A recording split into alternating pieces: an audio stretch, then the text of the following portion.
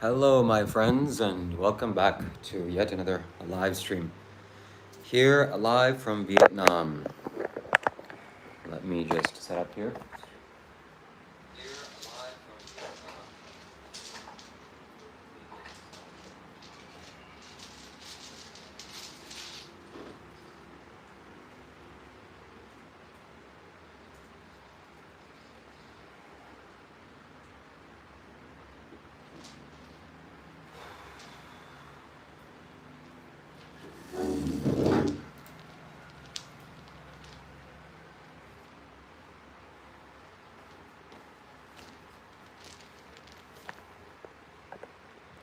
It's a beautiful day here in Vietnam, where I'm staying, and no better day to go live and share some spiritual insights, knowledge, and anything else that I can.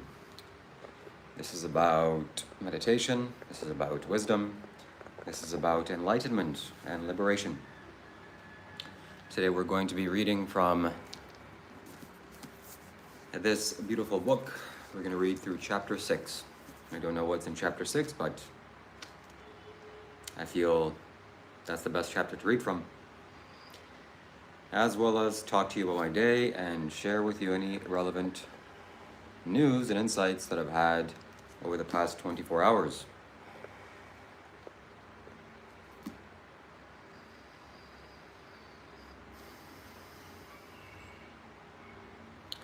One thing I can share with you, my friends, is that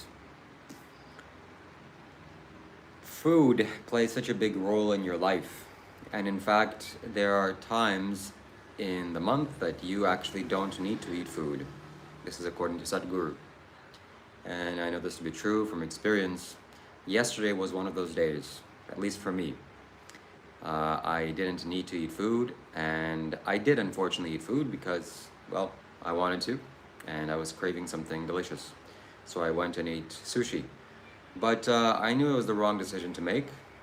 My body, but I made it, so clearly I didn't know.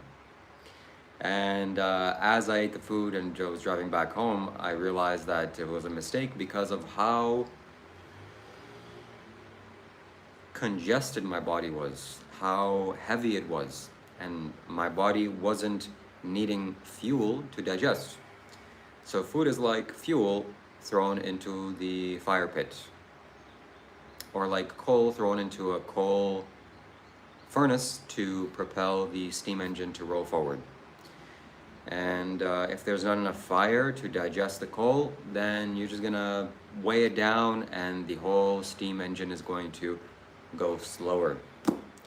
So be careful what you eat, what you don't eat, and when you don't need to eat, don't eat. What do you feel from Rudraksha? What is the spiritual benefit? It enhances my spirituality, and you should get it. shivakailash.com/shop. One left, there's only one left until I get back home and able to package more. So, buy it. That's one thing. Second thing, Dr. Rob is no longer here. I don't know where he is, but I'm sure things are going to change as it relates to live streaming with him. How is it going to change? Not sure, but it will change. And yeah, I'm just thinking what to do for the future, how I'm going to continue this forward, because I want to have interesting conversations with you, with people, with entertaining guests, and so on and so forth. I want to continue live streaming. I want to make this my job. I want to also do gaming videos, but I don't think it's appropriate for me to put gaming videos on my YouTube channel, at least not for the long term. So I'm still going to do that, but I'm going to live stream on Twitch for games. So make sure to subscribe to me on Twitch. What do you honestly feel about Dr. Rob? I honestly feel pretty good things about Dr. Rob. He's a relatively good guy and wish the best for him. Have you thought about a fitness journey? Absolutely. I want to be fit. I am fit, relatively speaking. Not as fit as I once was. Not enough practice in that area. But I want to play games. I want to play sports. And yeah, certainly I will do that.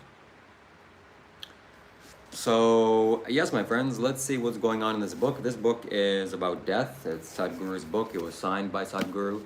And I've skimmed through this book a while ago, and it had some very interesting and insightful ideas. This is not the most potent book that Sadhguru released. The most potent book is called The Mystic's Musings. And I witnessed that book, meaning I saw it in physical presence. It is like a magical book. The knowledge is in that book is life transforming, and Sadhguru said that whatever page you turn to, it will show you exactly what you need to see. Becoming free of memory and losing your memory are two different things. If you lose your conscious memory, you may no longer remember them, but it does not mean you will become free of it. I don't know what he's talking about here. The 14th day after a person has died is an important day while doing the ritual for the dead. This is the day when all the blood relatives of the person who has died must be assembled and perform some rituals. Interesting. People have an aversion towards rituals because it's not scientific, but I don't feel that way. You crushed his cigarettes like a boss. Yep, that was a legendary live stream. Make sure to check that out. It's with a yellow emoji. Live streaming back on Kick. Gaming on Kick. Maybe I'll do everything. Kick, Twitch, whatever that there is.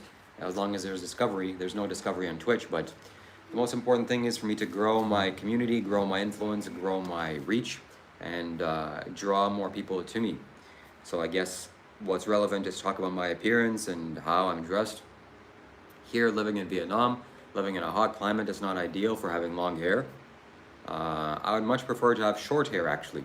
And many times I think about shaving my head entirely. Shaving my head, shaving my beard, just not have any of this. People commenting on my facial hair, no longer long hair.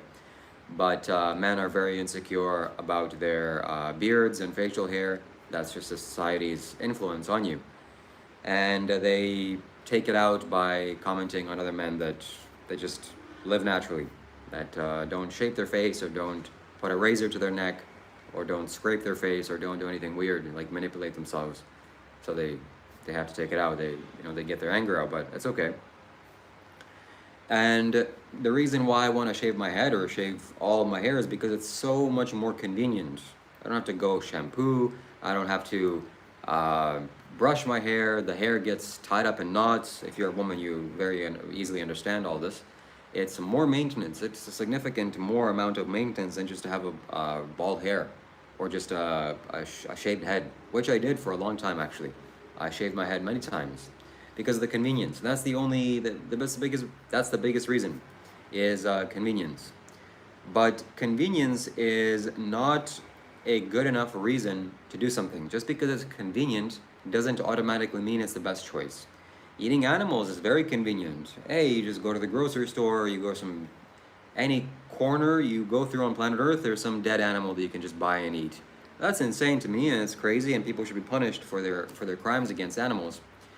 And you too, if you're, hopefully I've paid my debt towards the crimes I've committed to animals, eating their dead bodies and paying for their slaughter, but no more. So just because it's convenient doesn't mean that it's a good thing to do. And naturally, I don't want to shave my hair. I don't want to shave my beard just because it's convenient. So how would it be convenient? Man, just the free flow, the ease, don't have to pay any attention to this. Just aerodynamic, all this drag when I'm running, very fast speeds, there's a drag, and there's all this drag. It's not, I'm just kidding, of course, it's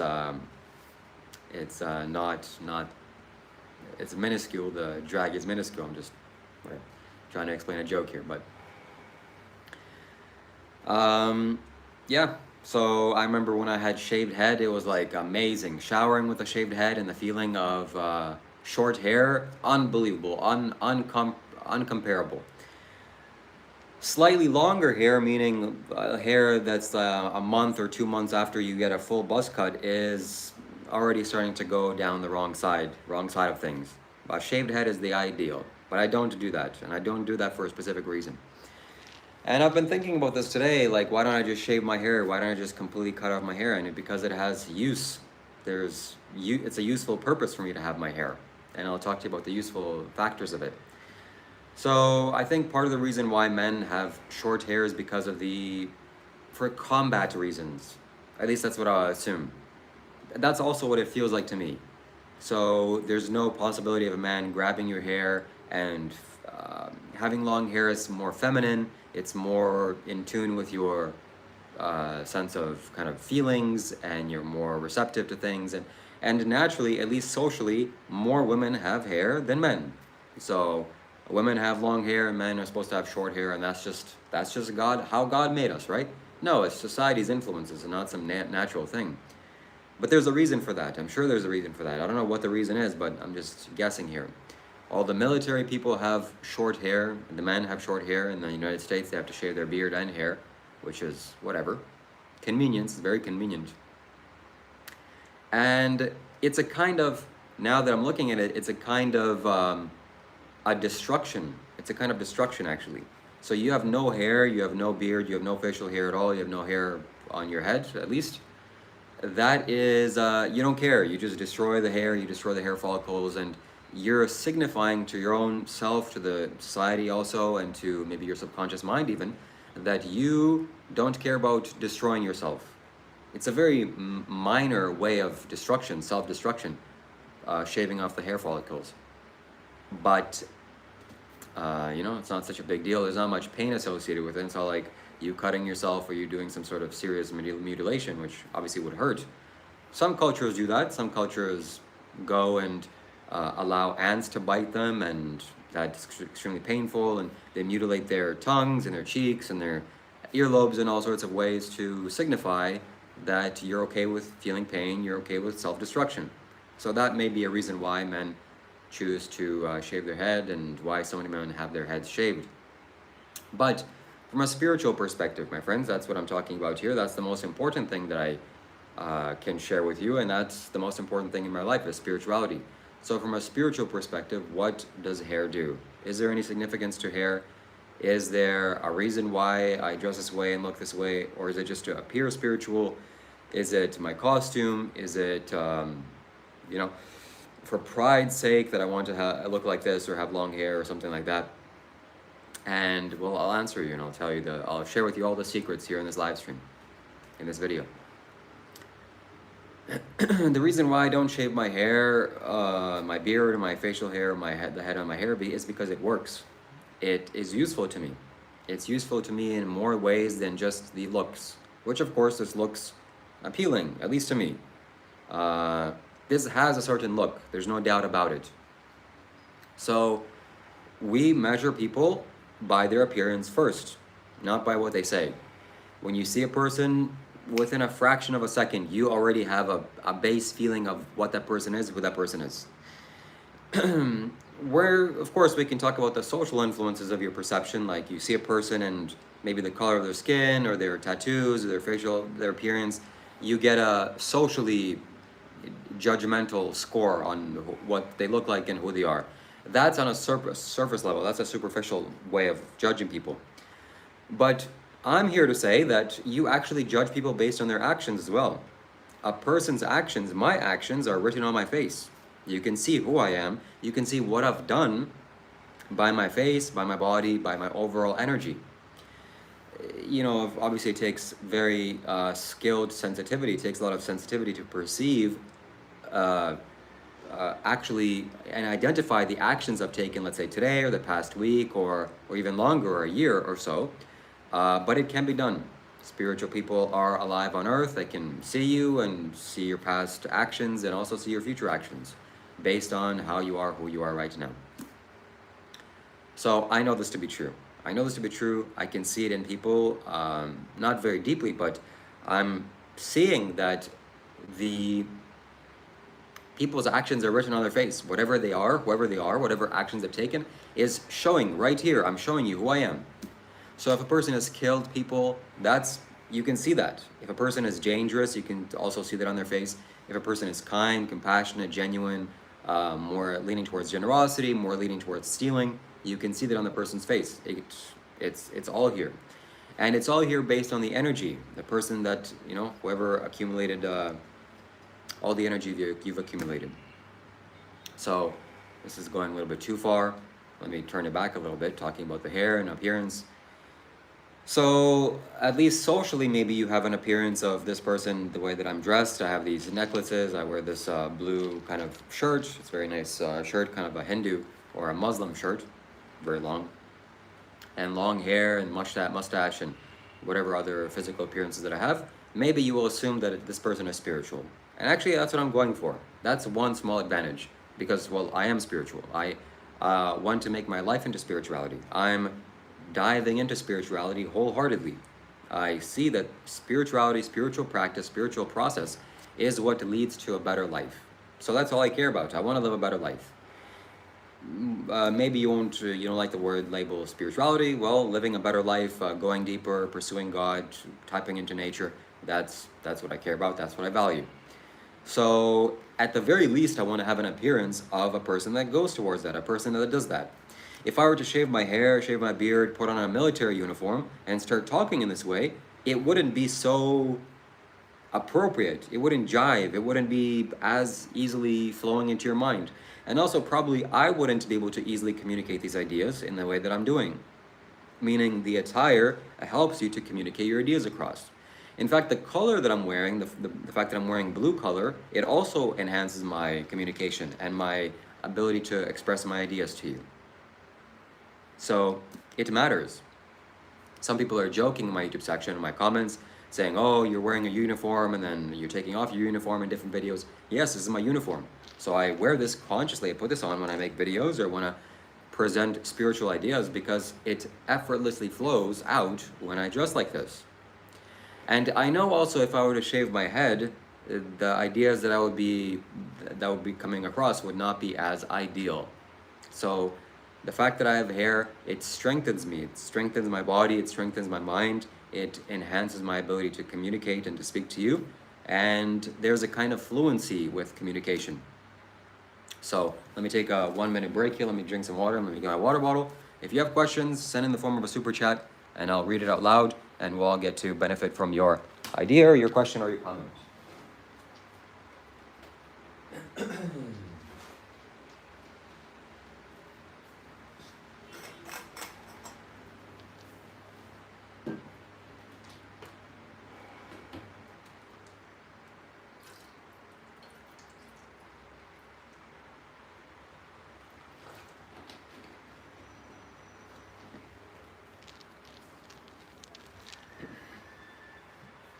Cheers.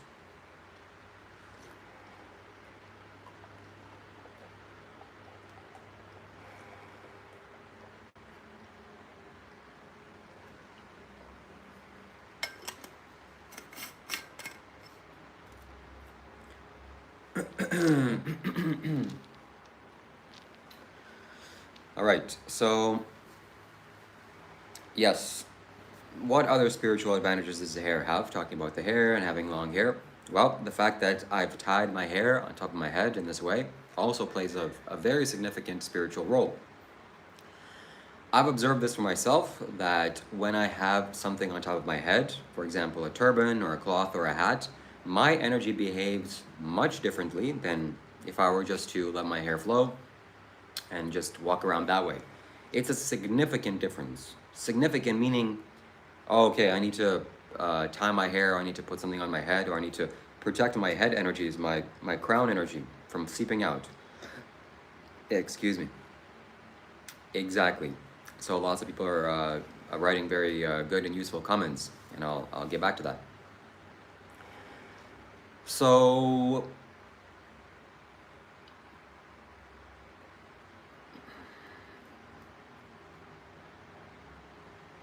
yeah. Hair does retain memory. Another spiritual tool that I have, a very advanced tool actually, is this white powdery substance. Before you come to any conclusions, this is ash. This is sacred ash. And it is applied on the forehead.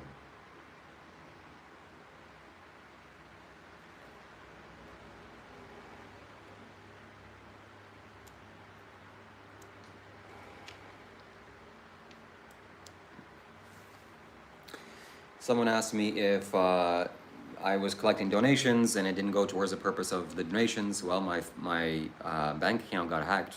So I actually cannot go buy the phone even if I wanted to. And actually very few people donated for that purpose. I started a GoFundMe and we barely raised $50, so that really wasn't people's interest or desire to fund that for me. But nonetheless, I'm sure I will get a phone. And also the fact that my bank account got hacked, or there was a fraudulent charges on my bank account, leads me to the idea and conclusion that I actually don't need to rush and hurry and buy whatever piece of technology that I thought I needed. So Dr. Rob's thing fell out, and you know, I'm not making videos with him as much as I would like because of his sensitivities. That's a lot.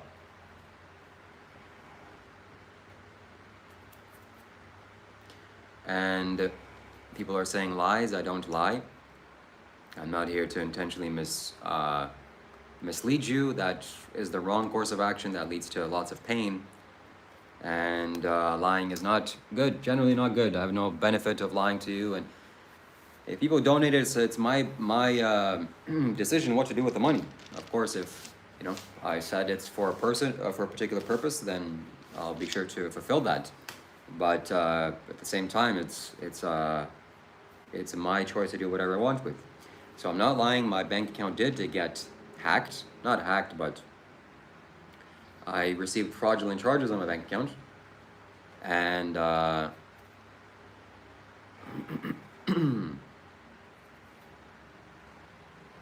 that's the first time that's happened in my entire life.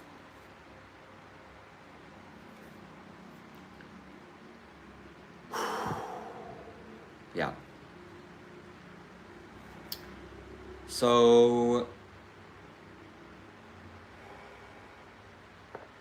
yeah, I will buy a phone to enhance my quality for live streams and to do a live stream. That's coming up.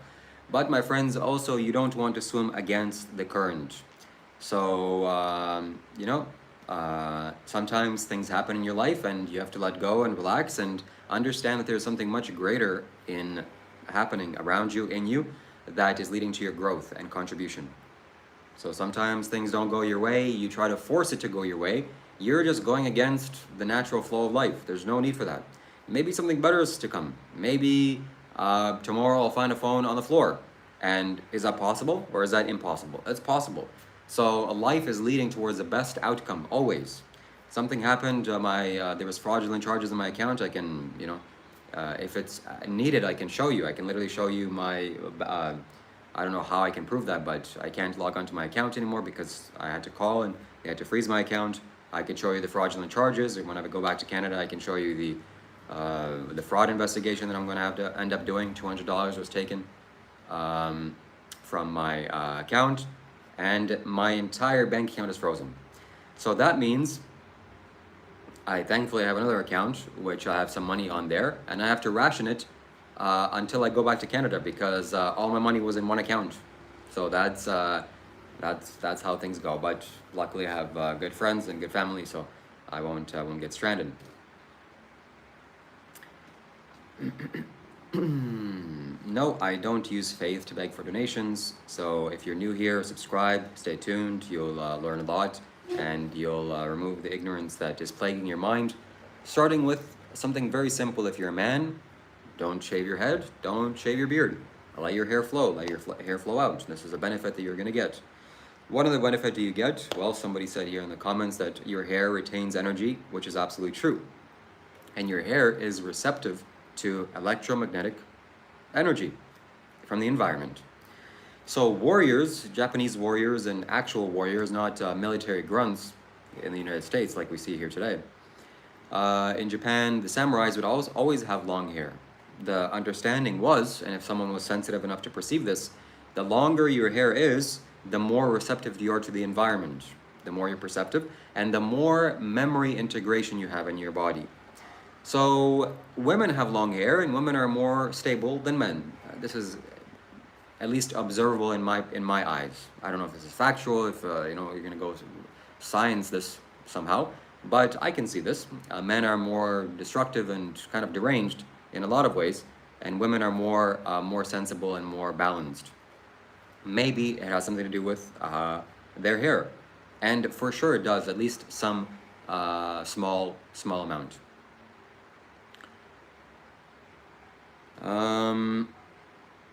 Pool guy, nobody's buying a 5-star hotel. And I had long hair and fell out. I'm losing my hair. It's a bit... Okay, so why did I tie my hair in a ponytail on top of my head? Because that is the crown center. That's the Brahma Murta in Hinduism, it's called. It's the place that your energy leaves and comes in when you're born and when you die. So that place, when you get to a certain stage of spirituality and when you do spiritual practices, it's important to tie this out, or to lock this in, so that energy is not allowed to leave. So you contain all of your energy, you contain all your value. That's one reason. And I can tell you firsthand, the benefits of me tying my hair in this way is astronomical. But if I had no hair, if I was bald like Dr. Rob, then I would just put on a turban, I would put on a hat, or I would put on some significant amount of cloth to prevent my energy from going out. And it's very important to do if you have spiritual practices. So, your hair is like nerve endings. I can see it, I can perceive it. I would do myself a significant disservice by cutting my hair. It would not be good.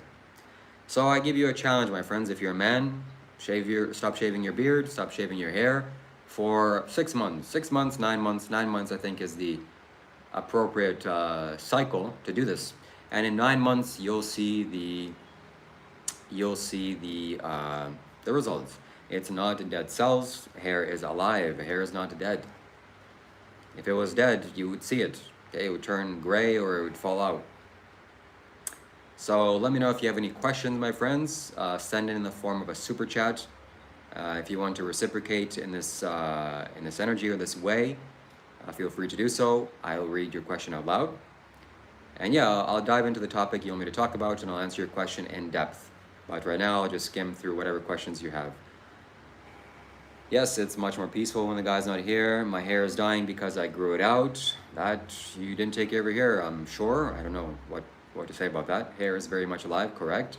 Is all hair powerful, like a huge bush? Yes, all hair is powerful, absolutely. So, yep. That's one small thing you can do, is to stop cutting your hair. That's a superficial thing, right? It's people will say, oh, it's such a superficial thing. You should meditate. Spirituality is inside. Who cares if you don't cut your hair? It's just some external thing. What really matters in your mind. Okay, sure. Don't shower for a week. See how that feels. If everything is on the inside. Not everything is on the inside, okay? Things are on the outside. Actually, the majority of things are on the outside, materially speaking. So things have an impact on you. I don't know why it's so difficult for people to understand. You take a shower, if I'm just talking to, sometimes I'm talking to people that are McDonald's eater, people that sit in front of the CNN and watch CNN and eat McDonald's for the entire day. So to a person like that, feel it out. Take a shower, see how it feels. Then don't take a shower for 2 weeks and see how that feels. It feels distinctly different. So you have to become sensitive to the reality of your experience, of your body. What is the difference between feeling, for example, wearing different kinds of clothing? What does it feel like to wear cotton clothing versus polyester clothing, or synthetic clothing, or hemp clothing, or linen clothing? There's a distinct feeling difference. Am I going to tell you what the feeling difference is? Sure, I can, but will it do any good for you? No. You have to develop the sensitivity and a sensation towards feeling your environment, towards being more receptive to life. So John Carroll Wall sends a donation. Thank you very much. Samson and Delilah. Enough said. Samson and Delilah. That's some history reference that I'm not getting. But Samson was a powerful warrior, I think, in the Bible. You'll have to fill me in on that one, and somebody's gonna have to fill me in. So sensitivity, my friends, sensitivity. This is what I'm talking about, sensitivity.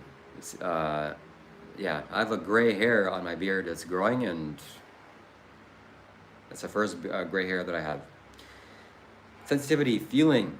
So most people think that feeling and sensitivity, being sensitive, is a feminine quality, or you're being a sissy, or you're being weak. You're not supposed to be sensitive, you're supposed to be hard like a rock. There's value to being hard like a rock. Your body needs to be hard, firm like a rock.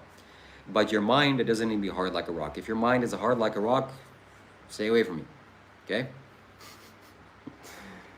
So, softness in your heart, hardness in your body, and sharpness in your mind. This is the formula.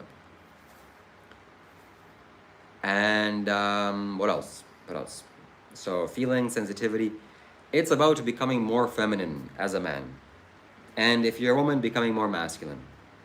This is what we're all seeking, right? If you're a man, you're craving the feminine energy. You can't wait to be next to the woman, or be out somewhere in nature, or drink a beer and get in touch with your feminine energy. That's what you're craving, right? You're wanting the feminine energy so badly because I'm assuming, or I'm guessing, your feminine energy or your masculine energy is more dominant. Similarly, if you're a woman, you're in your feminine energy, more masculine energy is needed in you. Samson's immense strength came from never cutting his hair. In ancient world, it's also a symbol of chastity. Oh, now I remember. Yes, Samson was also, I think, it was a practice of semen retention. So semen retention directly plays a role in retaining your hair. You're retaining your value. You're retaining your energy. If you don't care enough for your energy, you're gonna remove it and throw it in the bin. You know, meaning sexual energy or your hair energy. Well, then what good are you for your spiritual practice? You know, it's like you earn money and you just take the money, you just throw it away, or you spend it recklessly. What good is money? You're not going to grow in wealth. This is about retention. You earn money, okay, you set it aside. You don't make rash decisions. Oh, I need to go buy a phone because people donated to me. Yeah, people did donate to me, but not just because of that. And if I did a fundraiser on GoFundMe and I raised $1,000 for my phone, I would certainly go buy a phone. But I will buy a phone. Relax. But what I'm saying is, don't make rash decisions. Don't prematurely do things just because your logic says for you to do something. Don't throw away your energy blatantly. If you have money coming in, don't release it nonchalantly. Money is value. Money is the most valuable thing in the material world, or one of the most. Money pays for your food, for your shelter, for your medicine, for your clothing, for so many valuable things, for technology. Money needs to be respected. Sexual energy needs to be respected. Your hair needs to be respected in the same way. So retention is what's needed. Money is the root of all evil. Money, that is the biggest misconception in the world. Money is not the root of all evil. Greed is the root of all evil. Hatred is the root of all evil. And delusion is the root of all evil. But a paper currency that we use for exchanging goods and services, how is that the root of all evil? That's insane.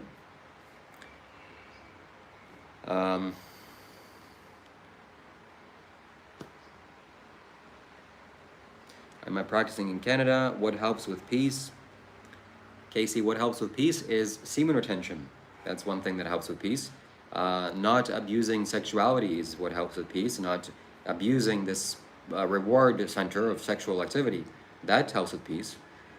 And I want to gently touch into this because a lot of people may leave when I start talking about this, but do you think eating animals helps with peace? The animal that struggled violently at the time of death and had a very bad life, very painful life. All that quality was imbued in its muscle, in its meat. And at the time of death, immense pain, lots of hormonal chemistry released, lots of acidity because of the fear and the fear of death. And then you just casually eat it. You're going to have reactions from what you eat based on how the animal suffered. Case in point, you eat a sheep that was violently murdered, then you eat it. That violent murder is going to play out in you in some subconscious way or subtle way. And most people are not sensitive, not subtle enough to perceive these things. You're not perceptive at all. You're just going about life, you know, where to go get a job, what hamburgers to eat, watch TV, and maybe go to the movies once in a while, have sex, make some kids. That's about it. That's a dull life. I'm not talking about being dull here. I'm talking about perceiving, having that sensitivity to perceive what is water doing to you. What is the quality of this water in this copper vessel versus the quality in a glass container? The quality, if stored here for an hour and in a copper or in a glass container stored for an hour, it will taste differently. You have to have the sensitivity to perceive that.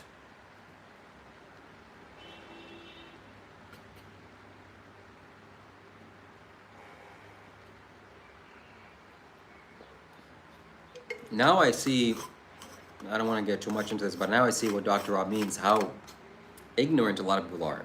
The ignorance is very easy for me to see based on the comments that I read.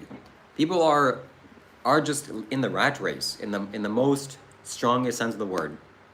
They go out, they drink, they take drugs, they eat animals, watch TV, go to sleep. That's their life. And then they come here and comment saying, having some things to say. Buddy, you don't even know who you are. Quote of the day, my body will not be a tomb for other creatures. Leonardo da Vinci. Oh my goodness. That's correct. So again, a nice classic joke to leave to the meat eaters here is, what do you call your stomach? Animal's graveyard. So you're a graveyard for animals' corpses. I didn't make the rules. Am I vegan? I'm vegan. Yes, vegan. So somebody asked me, how do I become peaceful? How do I have more peace? Stop eating violently suffering, murdered animals.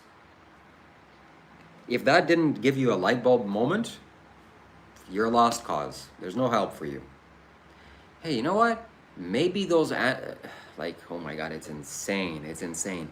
Imagine if I said to you, you know, I go to some nightclub or some like illegal activity and I go punch people that are tied to a pole, punch them, kick them, abuse the shit out of them. And then I go home and then I go to a YouTube comment and I say, hey, how do I become more peaceful? Hey, maybe don't do violent acts towards others. There's a wild idea. Holy shit. Revolutionary. Can we all understand that causing animals to suffer and die and eating their corpses is not going to lead to your peace, let alone all the other harmful consequences it has? Hey, you're probably not going to be the most peaceful individual in the world. I just ate an animal that had a neck slit open, and for a minute it was suffocating. The fear in its eyes, the pupils dilated so massively because it just terrified for its life, and it didn't know what happened. It's still basically a young kid. Cow gets killed at the age of 2 years old. That's the equivalent of an 8-year-old child in human terms. The length of span a cow lives is like 20 years or something, maybe more than that. So it's basically an 8-year-old child. That kind of ending it had, and then you're eating that product. That is the product that you're consuming in your body, and it's integrating in you. It's integrating in your flesh. Yum. The people here that, man, I'm so perceptive to this. So Zakaluki, whatever this guy's name is, yum, was it a chicken? The people that say yum to the crimes that were acted upon others are the most sadistic, evil people. They're the enemy. So you just understand. And you have no spirituality in you. In fact, I can just, there's no point talking about this because you're not going to change like this, but I've observed virtually nobody that eats meat has any kind of strong perception in the third eye. It's like counterintuitive. I eat slaughtered dead animals, put their corpses in my body, and I have an awakened third eye. I can perceive the nature of the universe. I'm seeing deeply into life. If you start seeing deeply into life, you start seeing the deep suffering and pain that animals go through. And you don't want to have anything to do with that. That's just the natural course of action. That's just how it goes. What would be an analogy or a simile that I can share with you here?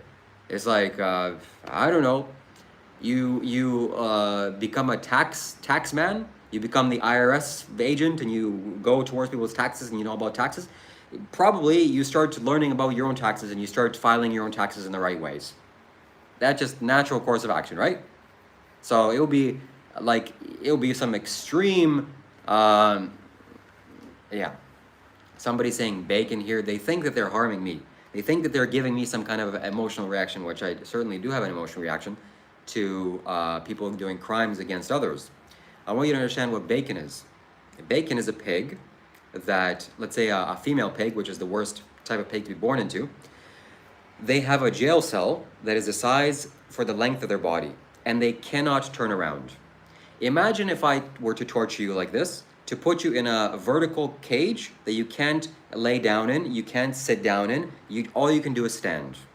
That is insane amount of torture. My God, that would be illegal in every single country. That's like a crime. That's a crime against humanity, that torture. But we do that to pigs.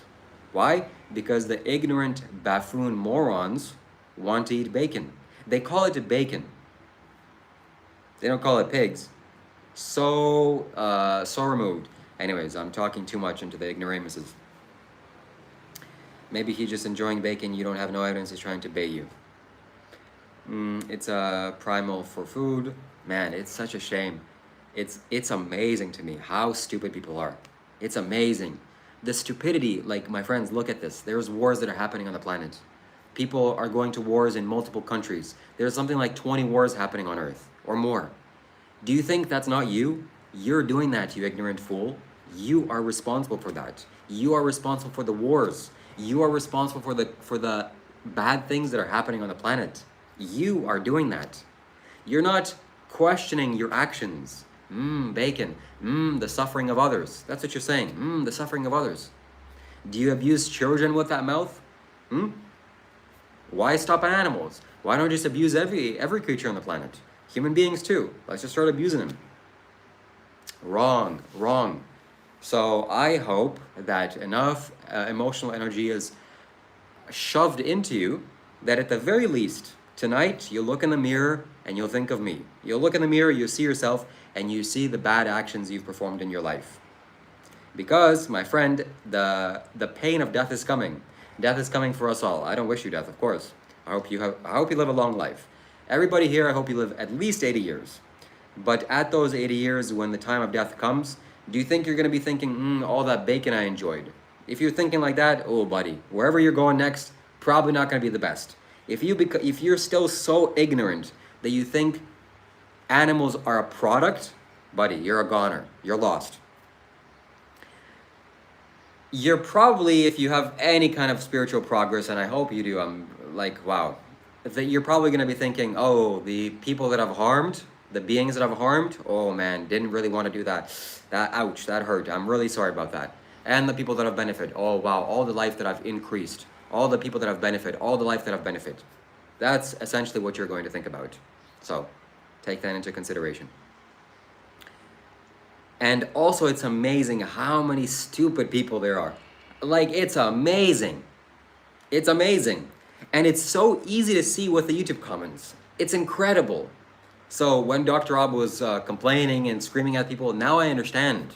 The ignoramuses are in charge of the world. The reason why there's so many poor conditions on planet Earth is because of all of us. I'm to blame as well. At the very least, I'm looking at my actions. I'm judging where I'm going wrong.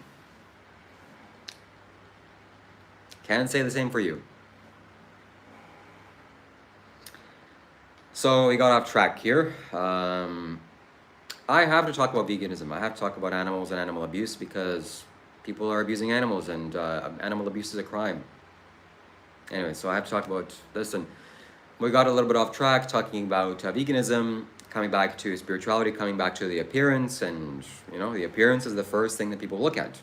So at the very least, I have to carry an appearance that draws people's energy towards me. Sadhguru does this, and it's not a scheme. It has to be a genuine thing.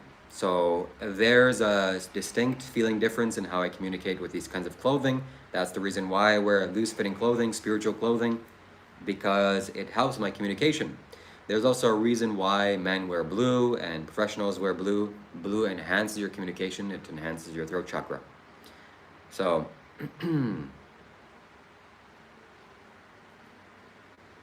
you are by far the worst thing I've seen on the internet. Incredible, incredible. It's amazing. Thank you for subscribing. I turned on subscriber only mode, and you're going to be drawn into this energy. I'm not going to let you leave. You're going to be watching me for a long time, and the more you watch me, the more you'll realize how stupid you are. And the more you realize how stupid you are, you're going to start to come out of that ignorance. Oh my God, I'm actually stupid. What actions can I perform today that makes me less stupid? I can maybe not eat animals. It's a step in the right direction. Then you'll do that. And less victims will be there on the planet. So if you're an animal abuser, which a lot of people here are animal abusers, you have victims. There are victims on your dinner plate.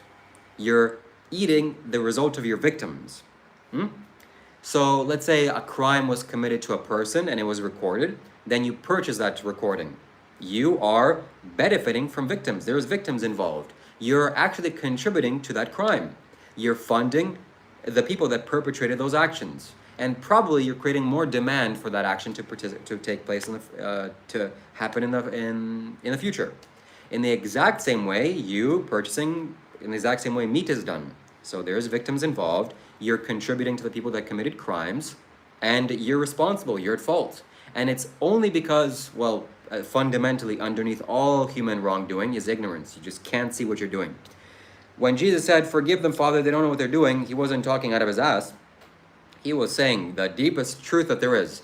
These people are stupid. The people can't see. They're blind. Don't punish them. They're blind. If you're blind and walking into a brick house, you're blind. Sorry. So fundamentally, it's ignorance, the reason why people eat meat and go towards abusing animals. And also, it is just a lack of you're not seeing clearly, and greed. So, my God, the ignorance is incredible. It makes me so happy that I can actually perceive this.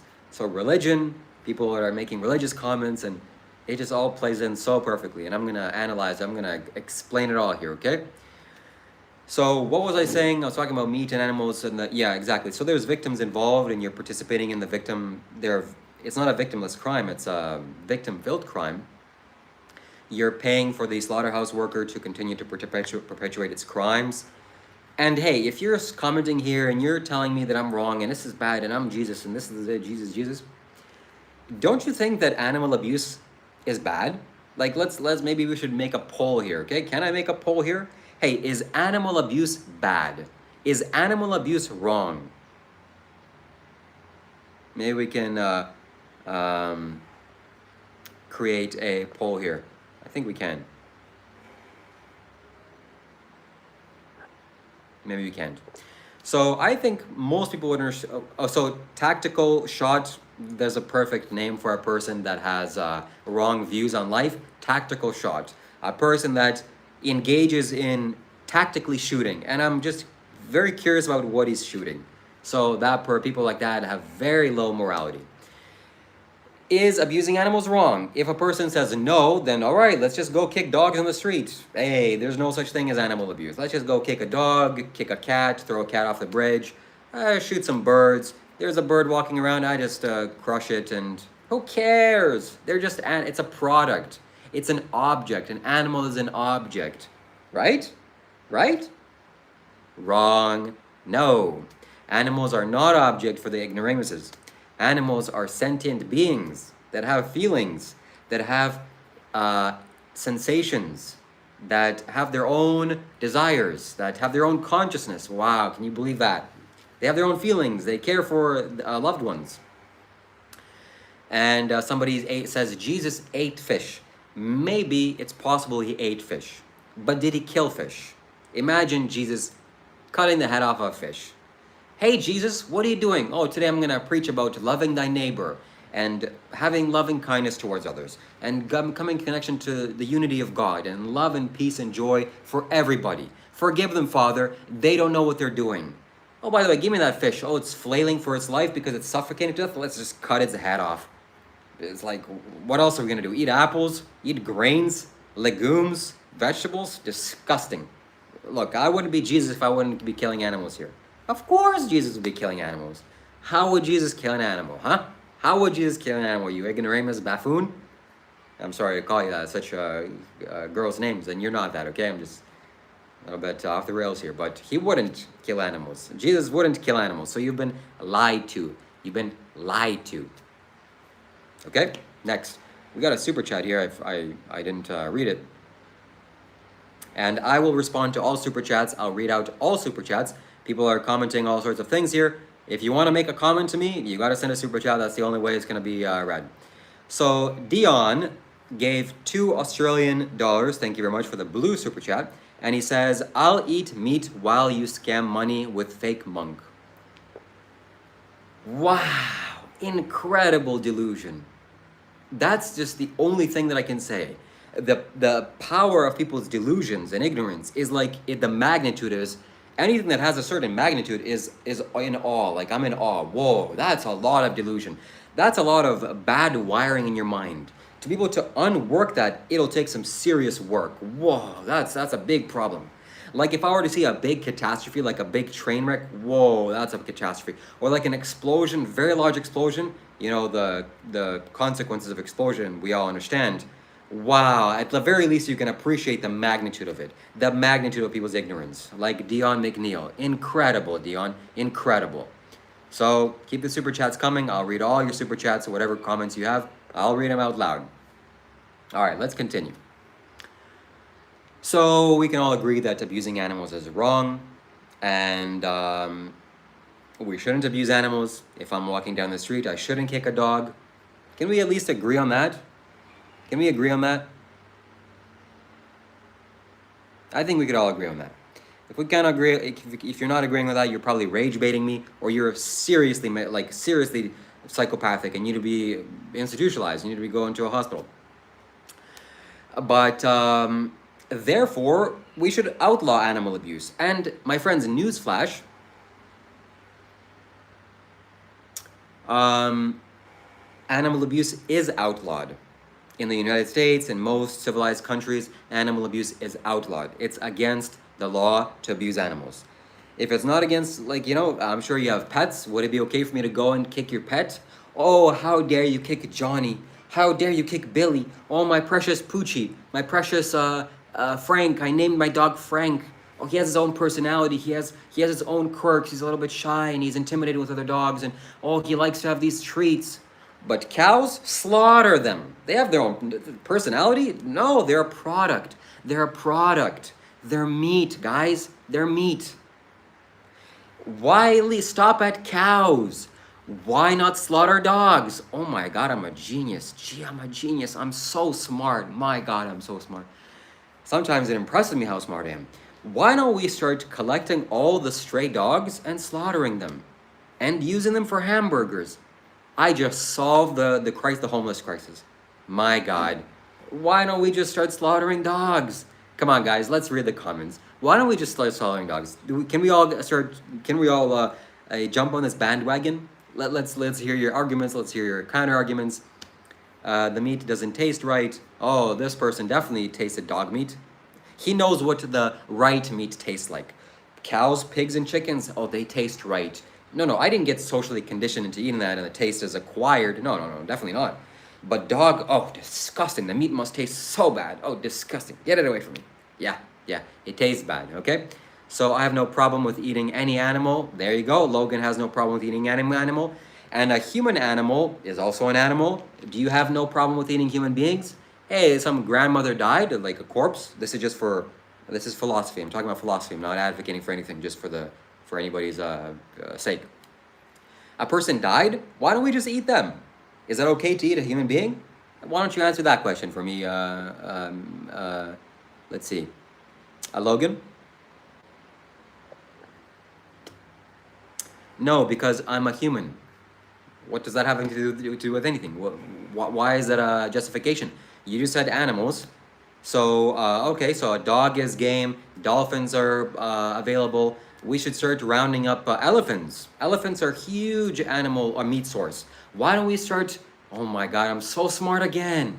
Why don't we start systematically enslaving and forcing your production of elephants, and we eat elephants? Oh, that would be so good. That would be so good.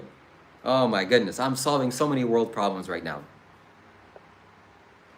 Don't people in some Hindi circles eat human flesh?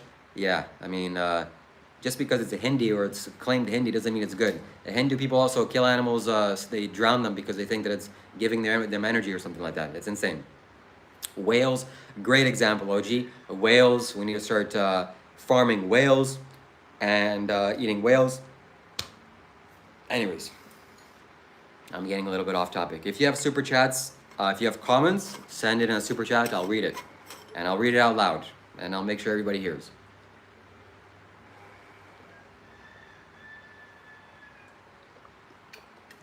Casey says, we did for a long time.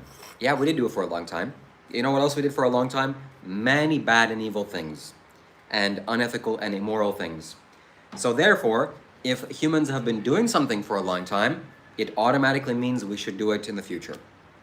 That is false logic. All right, I need to take a few steps back away from this. This is, I'm getting too lost in people's ignorance. And spirituality, my friends, spirituality, this is what it's all about. Spirituality, spiritual growth, spiritual insight. If you want peace, you shouldn't go eat animals.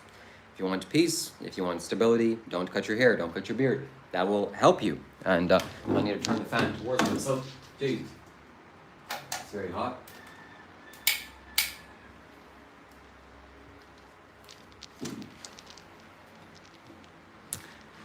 What about eating bugs? Bugs are also sentient. You shouldn't eat bugs. So, again, we have an overabundance of food. We can eat fruits. Let's count it down. Fruits, vegetables, nuts, seeds, grains, legumes. In these 6 varieties, spices and other things, in these half a dozen or so varieties, there are hundreds of thousands of different types of foods that we can eat in so many combinations. There are food that you can eat for the rest of your life that doesn't involve animal suffering and pain and death and torture.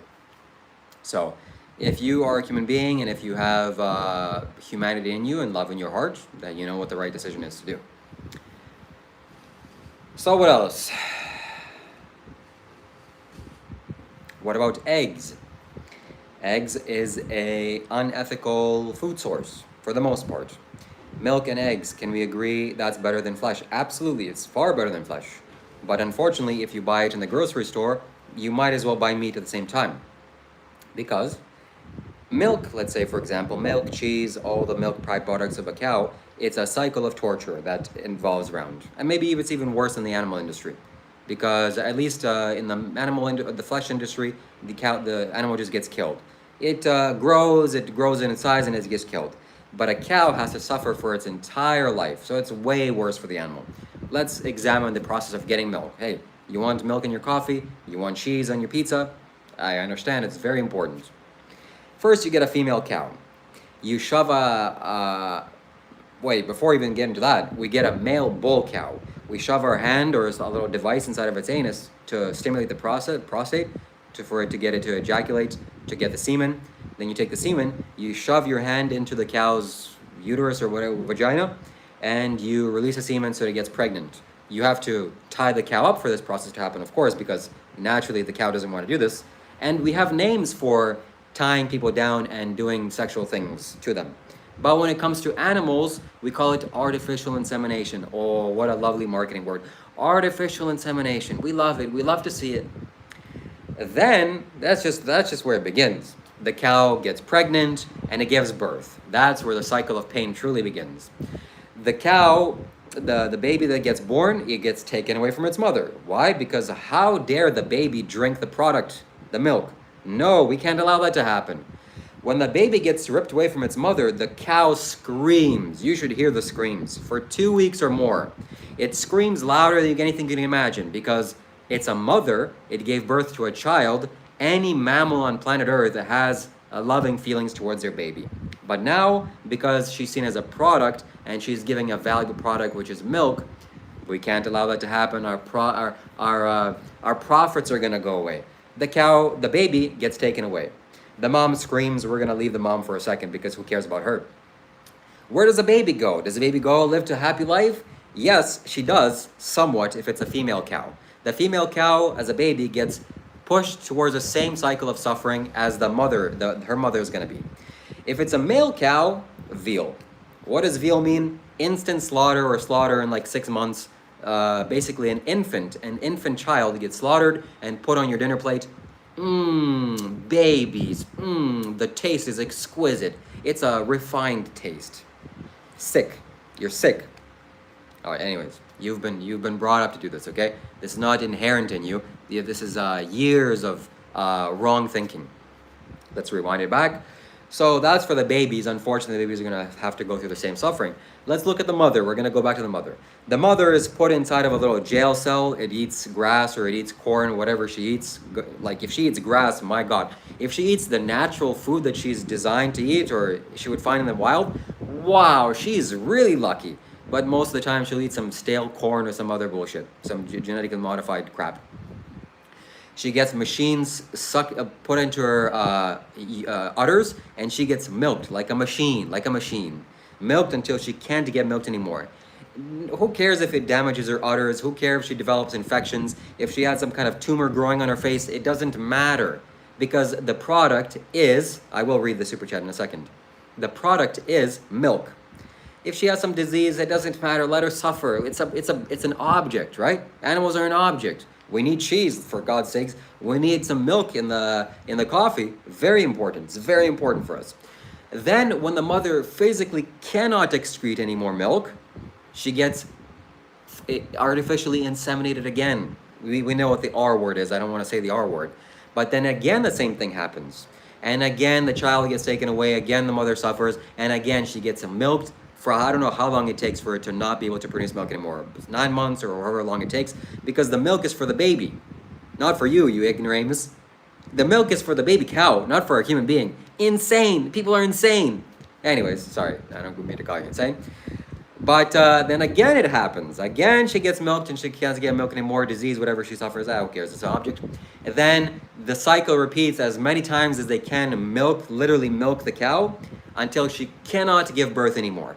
When she cannot give birth anymore, does she go on to go live in a pastures in a nice, beautiful field because of the hard work she's done to serve human beings? Wrong. Slaughter. And now you eat a hamburger. Yeah, I don't like the taste of this. Let me just put it aside. That's the ignorance on this planet. That's you. Get it straight through your thick skulls. Get it together, my friends. What the hell's wrong with you? All right, let's read some of the super chats. Insane, like insane, the ignorance on the planet. Look, this guy Nightbot says yum. This guy is like, you know, NPC. This is an NPC response. There's no critical thinking. There's no investigation. It's just a programmed response. It's a stimulus response. There's no in between. Amazing. I'm amazed.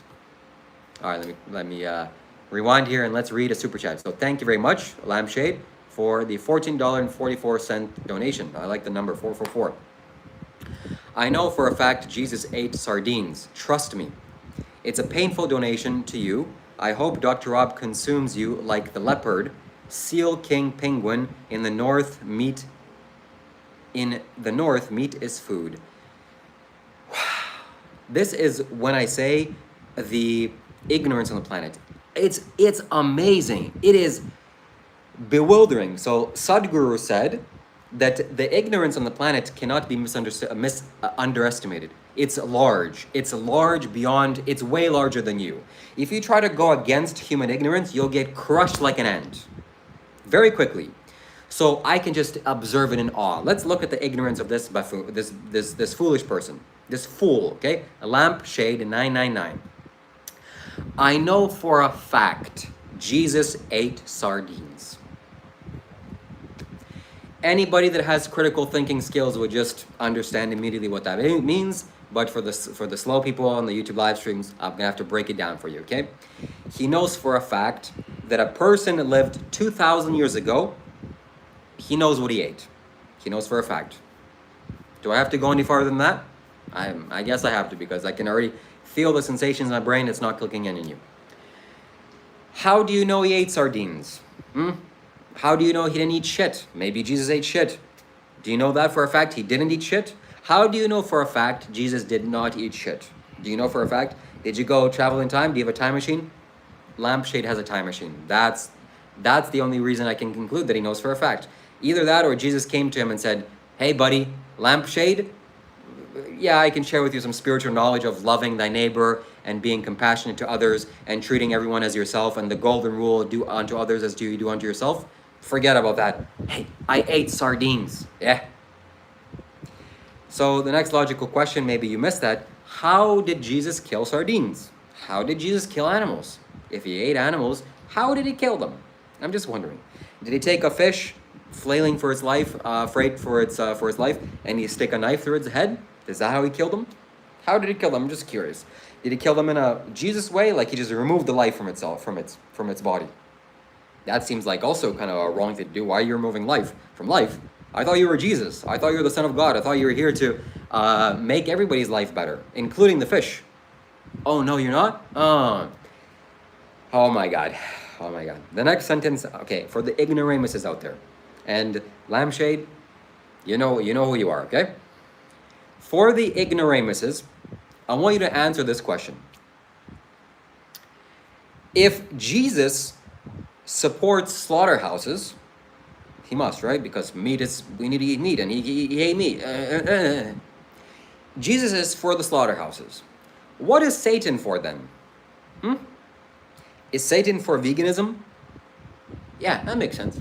Satan is for the abolishment of slavery and torture of animals, and Jesus is for the suffering and perpetuation of torture and pain for the animals.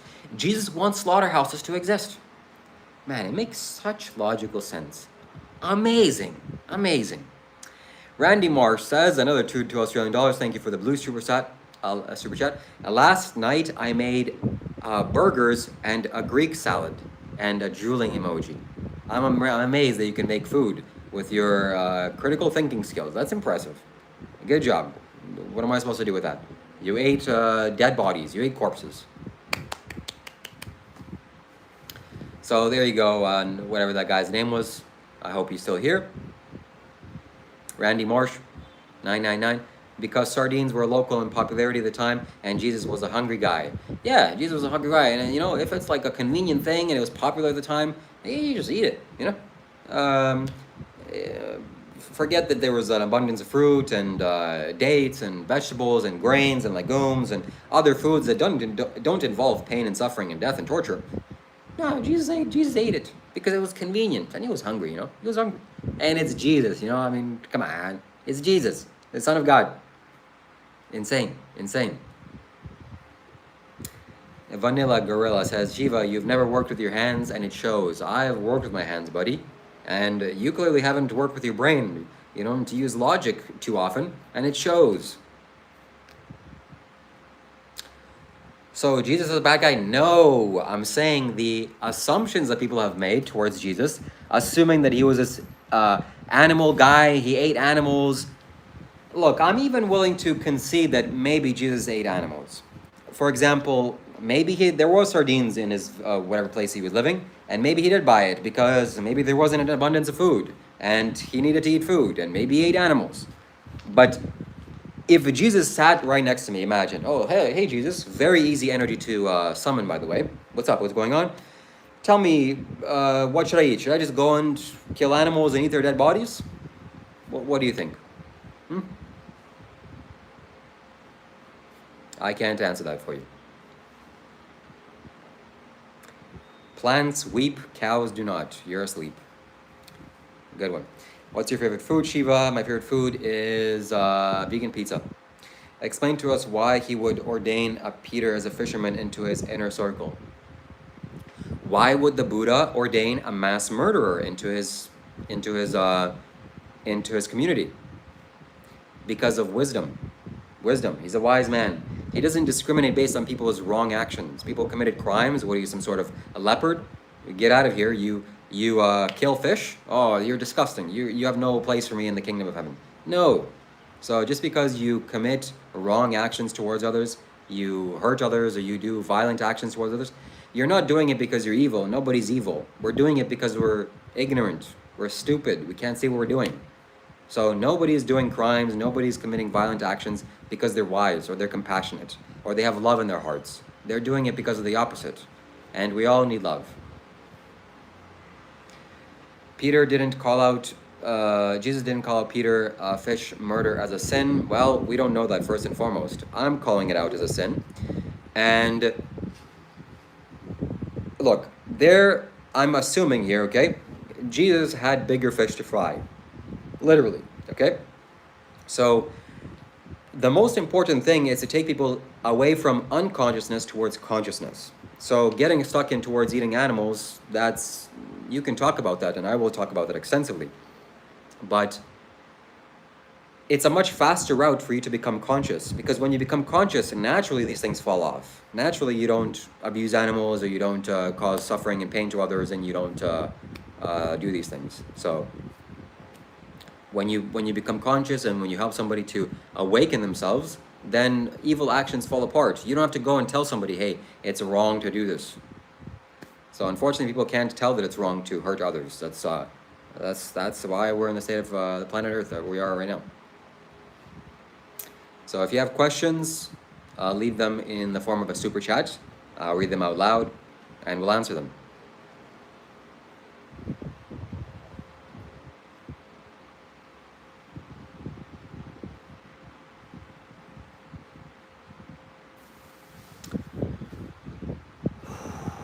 So the Buddhists also ate meat, and the Buddha did not forbid monks from eating meat for a specific reason, because monks are supposed to be beggars. So whatever somebody throws in your bowl, you eat it. And that was an appropriate decision, an intelligent, thought-out decision. But the Buddha forbade monks from eating animals in certain conditions. So morality plays a role in that. And why do so many people heal from a vegan diet, from a carnivore diet? I can only have speculations, but maybe it's because they're only eating a certain, but one type of food. Like, for example, if you were to only eat fruits, maybe you would heal in the same way.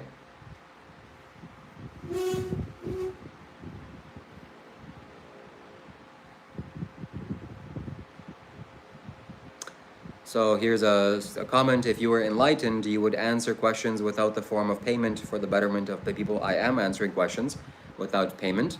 And but leaving that aside, how do you know what an enlightened person would do? Are you yourself enlightened? Am I supposed to give my time and energy at no cost? How am I supposed to pay for my food and my shelter? Explain that one.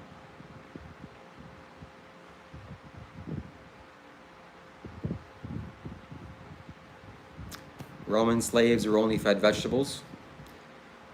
Fruits are good for the cleansing of the body. They cleanse the body very well. Vegetables are good for maintenance of the body. You could theoretically survive on vegetables, and hey, better to be fed vegetables than meat. What does being enlightened mean? I don't know. There were enlightened people who ate meat. Sure there were. The Buddha ate meat also. And because he was a beggar. But did he go and, I don't know, if he had money, do you think he would go and choose to buy meat at slaughterhouses? I don't think so. I doubt it. So when the Buddha went begging, he opened the door and the owner would drop some food into his bowl. That's what he had. So he has no right to say, oh no, I'm a beggar, I'm just not going to eat this. Don't give me this. No.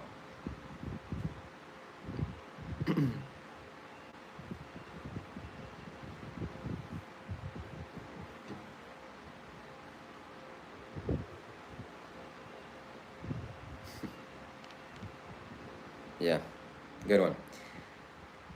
Good one. It was, so Vanilla says false, it was to keep them from rising up. You think people on a vegetable diet wouldn't rise up? Maybe if they're malnourished, I would understand. If they're not getting enough calories, then they're tired. But what? The United States citizens, with all the abundance of animal corpses they eat, they're gonna rise up against the tyranny. Yeah, good one. It takes a lot more than just animals' corpses in your stomach to rise up. It takes calories, most fundamental level. How do we feel about Jesus Christ in here? Feel good. Just fry bread and water, okay. All right, let me settle a little bit. Let me take a step back. Let me maybe get some fruits and think about what is the next topic of discussion.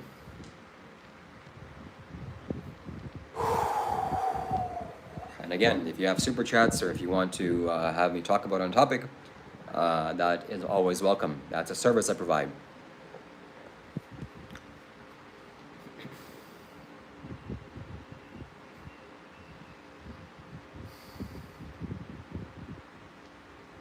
Yes, ignorance, my friends. Ignorance on the planet. is very, very severe. That's what we're all battling. That's what we're all trying to destroy within ourselves and without ourselves. Going beyond grief.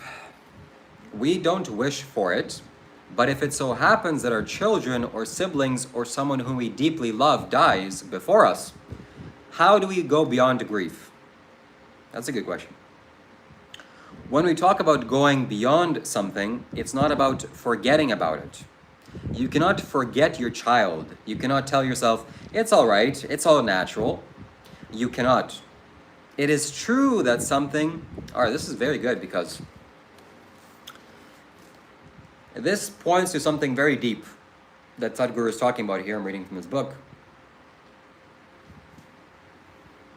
The memory that goes into the meat that you eat is the memory of pain, torture, suffering, and death. And that is the memory that you're absorbing into yourself. So spiritual beings, largely for the most part, choose not to eat meat. When you get to a certain stage of evolution, your spiritual growth, you understand this. You don't want to cause pain to others. And also you don't want to add unnecessary memory, unnecessary baggage into yourself.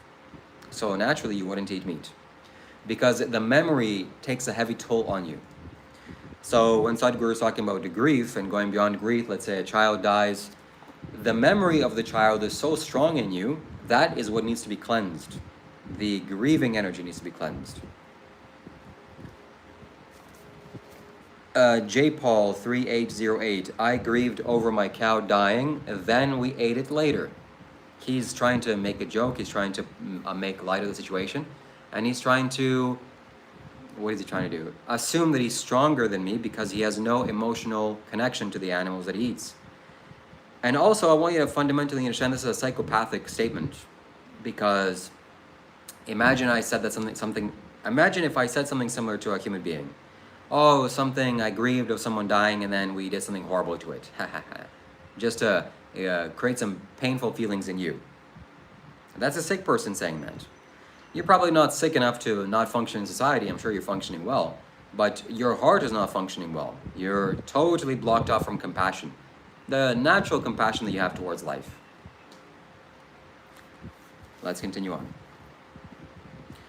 It is true that something that is very precious to you, something that means a lot to you, is gone. But the fact of life is, when something slips beyond the realm of what you call life right now, once it crosses that boundary, it is not yours anymore. I want you to understand that when your parent, child, or friend is dead, you can neither care for them, nor can you be uncaring towards them. Both of these things are only for the living. In other words, they have crossed a boundary line beyond which it is not your realm or your business. Very interesting. You must understand that your connection with people is very physical. Some connection are not physical, but for almost 99.99% of the people, their connection with people are all physical. Someone is your mother, someone is your father, someone is your husband, someone is your brother, or someone is your wife, all because of physicality. You may have emotions towards each other, but emotions do not mean anything on the existential plane. If I wipe, all right, now we're going a little bit deeper. How long have I been like that? Why do vegans look like that though? It seems even ticks and mosquitoes play a part in nature other than pestilence. I did not know that. I don't think it would be able to eat a friend. Yep. No, it's not to prove you're willing to suffer for a Lord. No, it's to prove you're willing to suffer for your Lord. My goodness. My friends, on the spiritual path, the most vital part is having right view. What is right view? If you're traveling on a terrain from X to Y or Z to whatever, X to Y, Y to Z, you want to have the right map, how things are. Because if the map is showing that it's a plain, but in reality it's a mountain, you got big problems. So if people are telling you, you have to suffer for your Lord, that's not the reality. I'm claiming that that's not the reality. Do I know for a fact? I don't know anything for a fact. But I'm willing to make a strong stance that the Lord doesn't want you to suffer. And anyone that says, suffer for me, come on, show me how much you can suffer for me. That guy's insane. That guy's crazy. There's no need to suffer. Suffering has no value. Hello? Hello? Do you think there's value in suffering? Then go suffer all you want. Just do it far away from me. And ideally on Mars, so you're not impacting other people. There's no value to suffering, you ignoramus. The only value to suffering you have is the value that you add onto yourself, onto the suffering. Don't suffer. Stop suffering. Learn how to not suffer. I'll answer any comments via super chat. Send a super chat, I'll read it. If you wipe your memory out, your emotion will be forgotten. You give them enormous importance, but emotions are very much on the surface. Even your deepest connection is physical. Now, your brother or your friend or your child or your parent, okay, I don't want to read this anymore.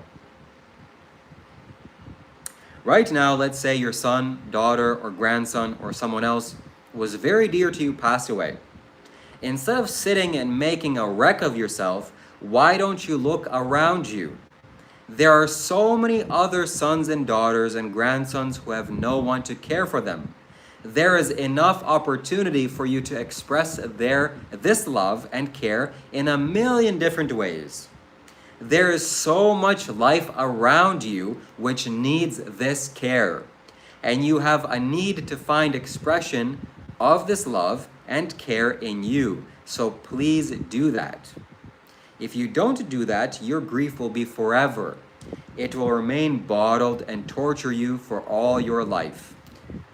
He said, there is so much life around you which needs care, and you have a need to find expression of this love and care in you. So please do that. Yeah, exactly. Very, very good. For one son that you lost, you can take up 10 as your own and find full expression of your love and parenthood. That's amazing.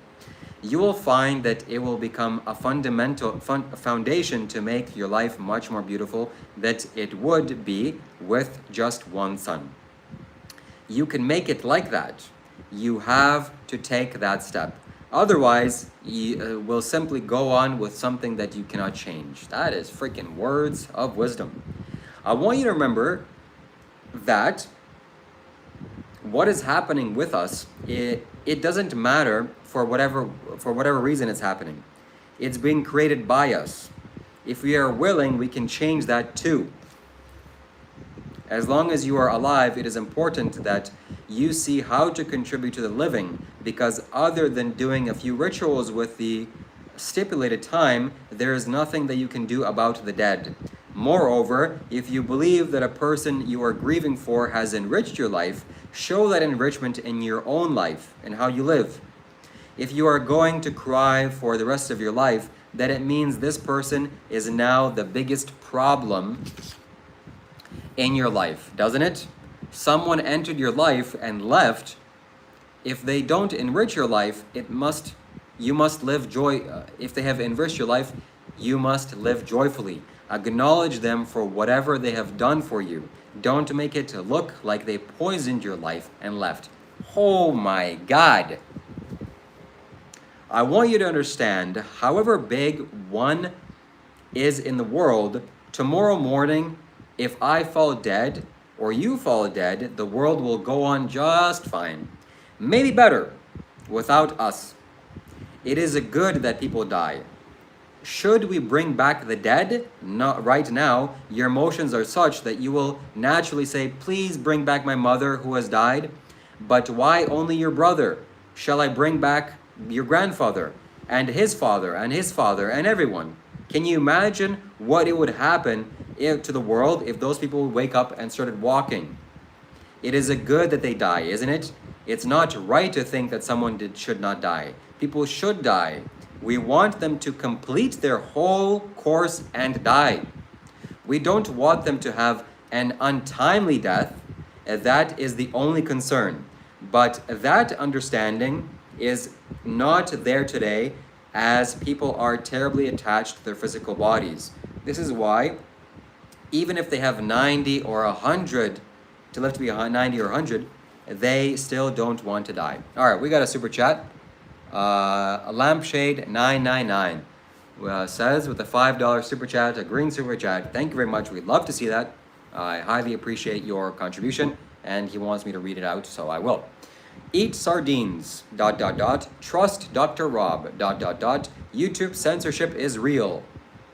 Eyeball face, I have warned you. I don't know what that means. I'm assuming that I'm talking about death, and it's triggering your fear response. Oh no, oh no. It's clearly stated, we don't want you to die, but death is a natural process of life. And untimely death is the only problem.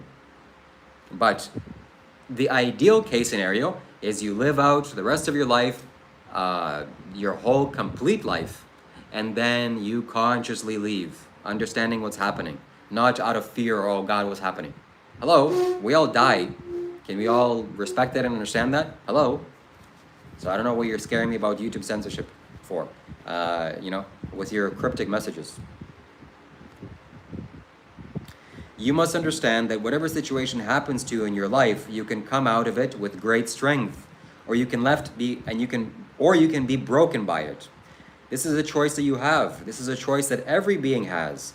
We do not have a choice all the time about whether the situation happens or not. We can influence only to some extent, but many situations will happen beyond us. But each time we have the choice whether to go through these situations gracefully or to go through these situations in a broken way. This is the choice that we have. And now, it's impossible to do some ritual over grief. Is it possible to do some ritual after grief? We can. Okay, I'm not going to read that.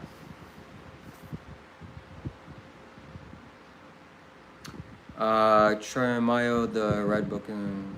This is the book that I'm reading, by the way.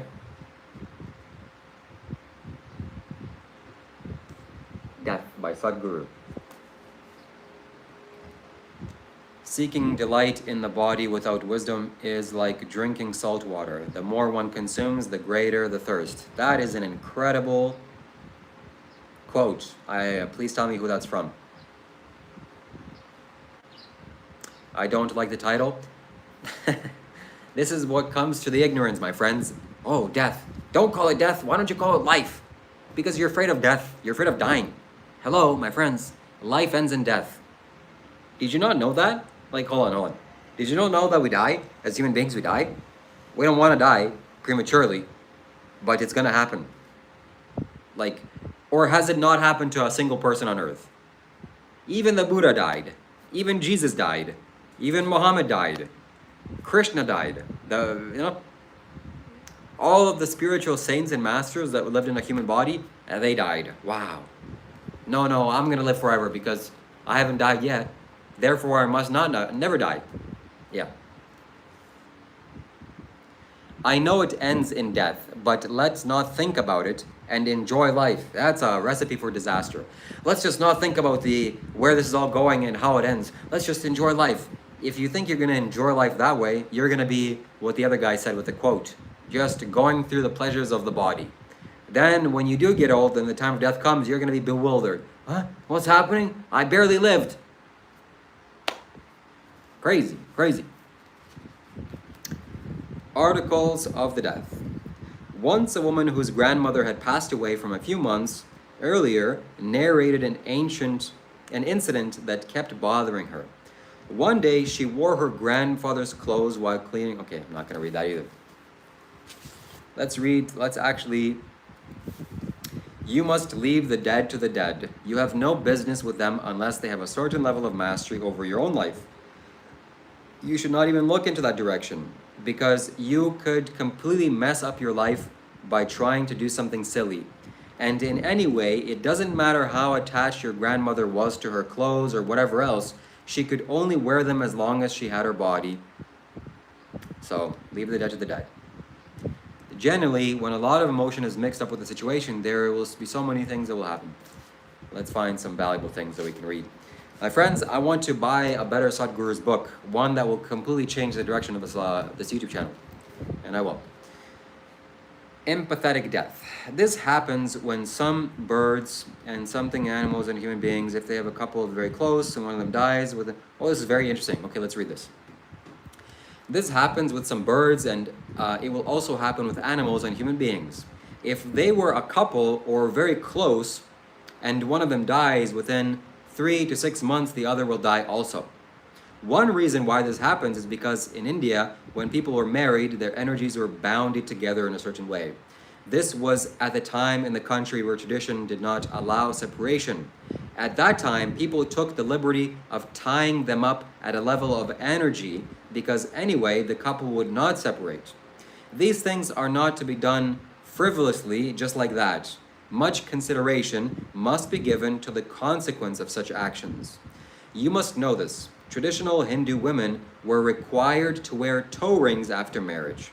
In Tamil Nadu, it is called meti. This is because marriage was supposed to be such a huge experience for the woman that there was a possibility that she would leave the body. Unless they were married off at an age of 8 or 10, the husband and wife would live separately and would not see each other until the 14th. Okay, this is getting boring.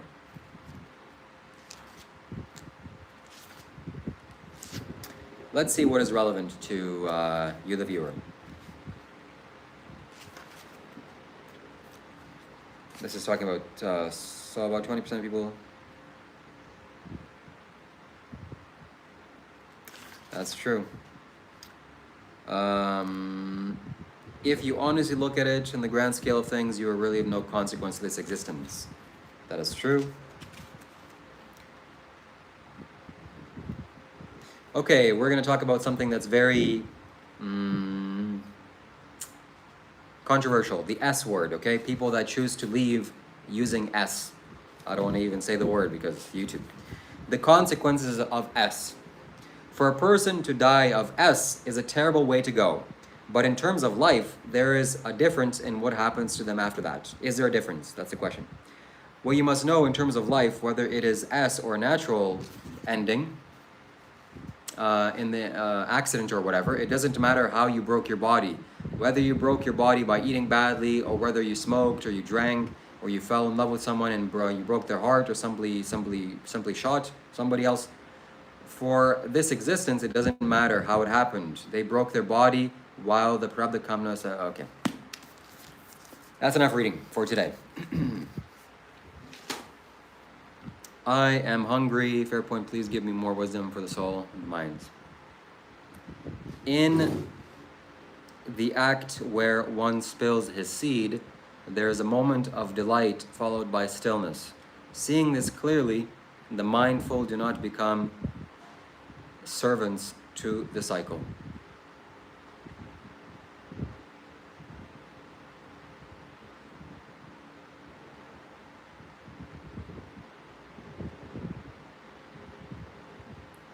I do not understand that quote. I think that was by the Buddha. That sounds like it was the Buddha. It doesn't make any sense. Yeah. Many animals are extremely protective of their children. Maybe cows are different. That doesn't mean we're allowed to abuse them. Correct. Cows are very protective of their children. Buddha on post, not clarity. But he's saying it in a positive way. There's a moment of stillness and delight. But a mindful person doesn't become a servant to this. Oh, now I see what this means. There is a benefit in spilling your seed because it gives stillness and it gives delight.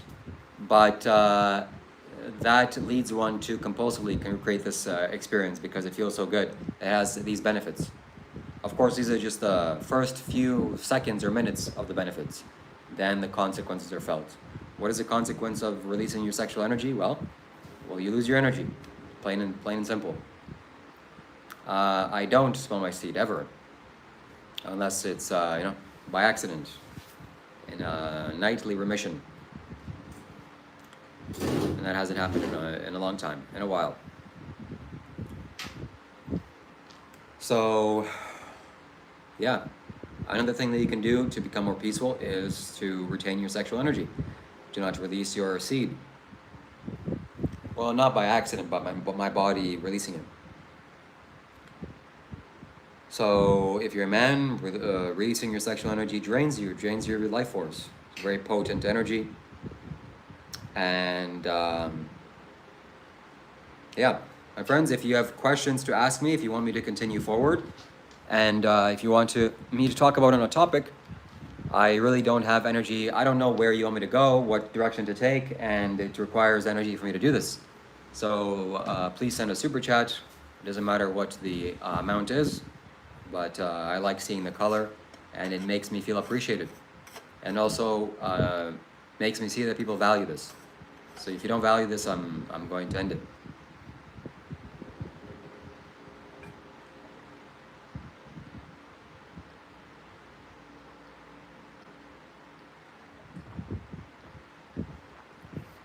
But that being said, I'm still committed to live streaming a certain time every day. And this is an offering, this is a giving. I see that, this has to happen, it has to be a giving. So I'm here to give and take very little. Whatever you want to give me, that's okay. But I'm not here to take. And so at least 2 hours I'll be live every day doing videos like this. Thank you for the silver star, highly appreciate it. Thank you for the gift. I'll be live every day. That was 1 cent, by the way, so just so you know. Yeah, I am going to be doing this every day. This is the kind of style that I want to do videos with. I'm going to get a different book, a much more powerful book, and I'll be doing kind of reading from those books. This is what I want to do. Another option I have is to do videos with friends and interviews and videos like that. That's another strategy that I'm going to have towards creating more live stream giving.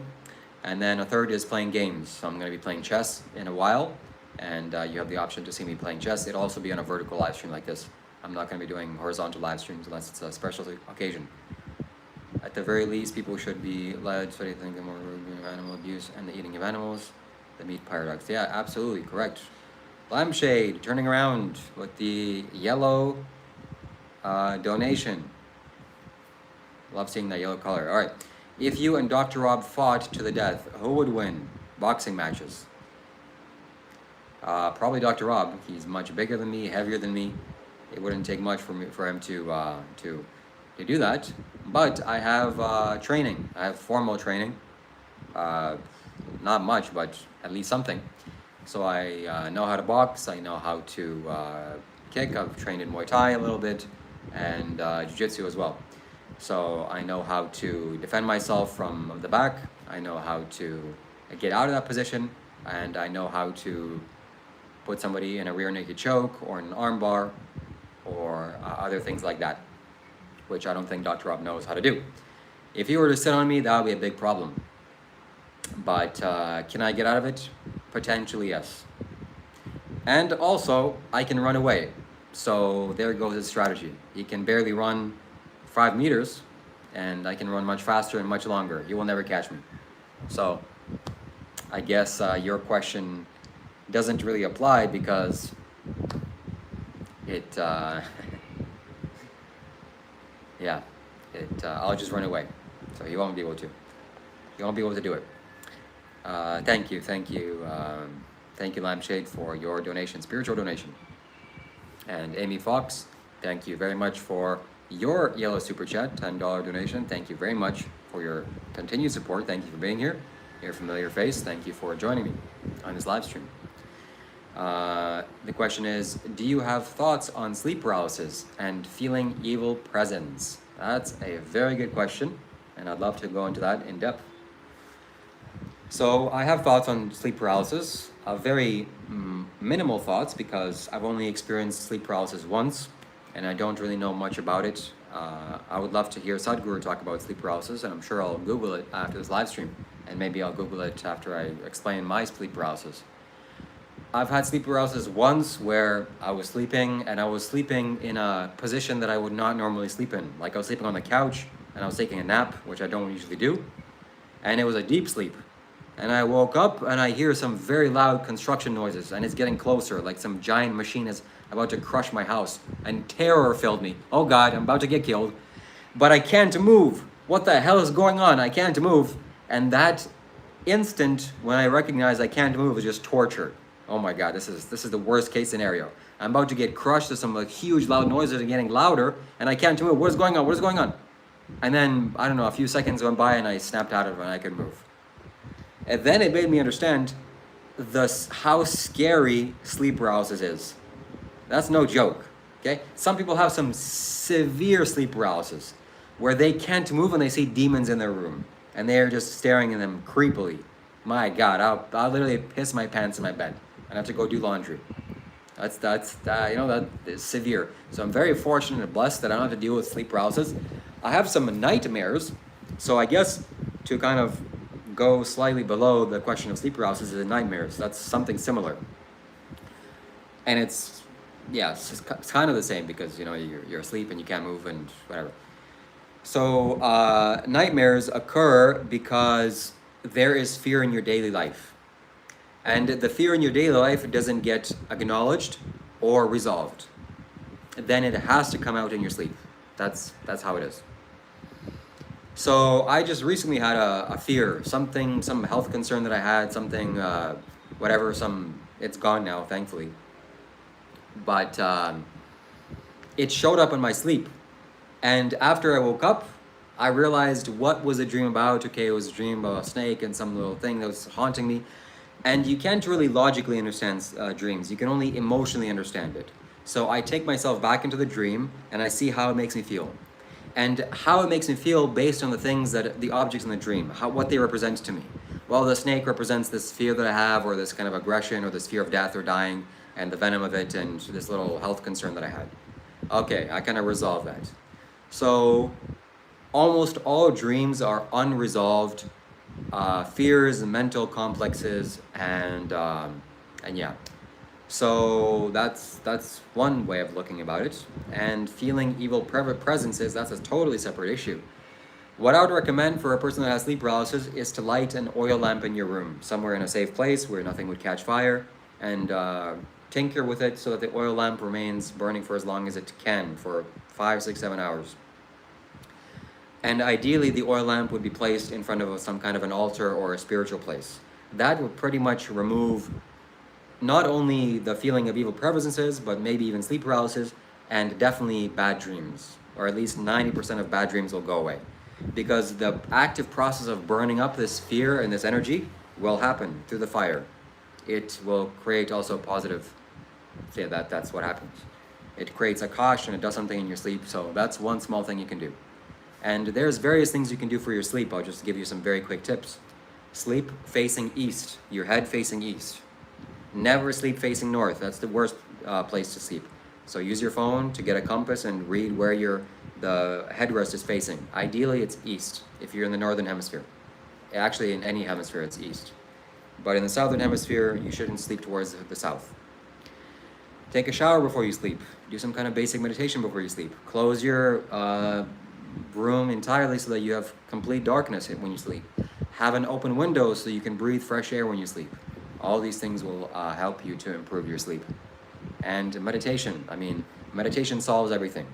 So meditation will solve sleep paralysis and evil presences and all problems in your life. So how can you meditate? Working you towards meditation? Go and download Sadhguru app on the App Store. And there's various types of meditations, I promise you. It's one of the best resources that you have on earth to meditate. And yeah, so I do it daily. I do various meditations daily. There's one for success I recently started doing. Phenomenal. So please do it. Give me the positive karma for you doing this simple action of downloading this app, Sadhguru app, and going through some meditations. It will very, very help you. And thank you very much, Amy. Thank you for your support. All right, wow, we got Lampshade with the channel membership.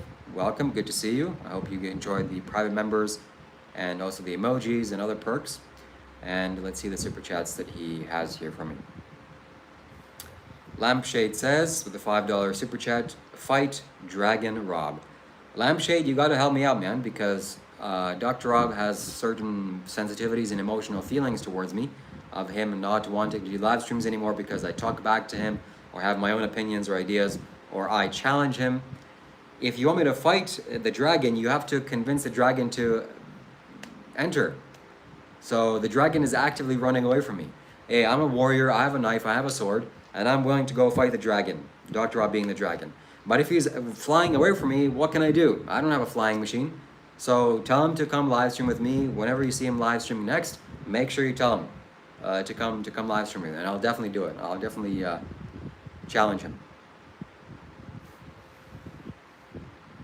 And again, with another super chat, another yellow super chat, fight dragon Dr. Rob. I will, I promise you, I will. And stay tuned for the live streams where I do that. Thank you for your continued support. And yeah, that gives me the energy to continue. So whatever questions you have, I'm happy to answer them.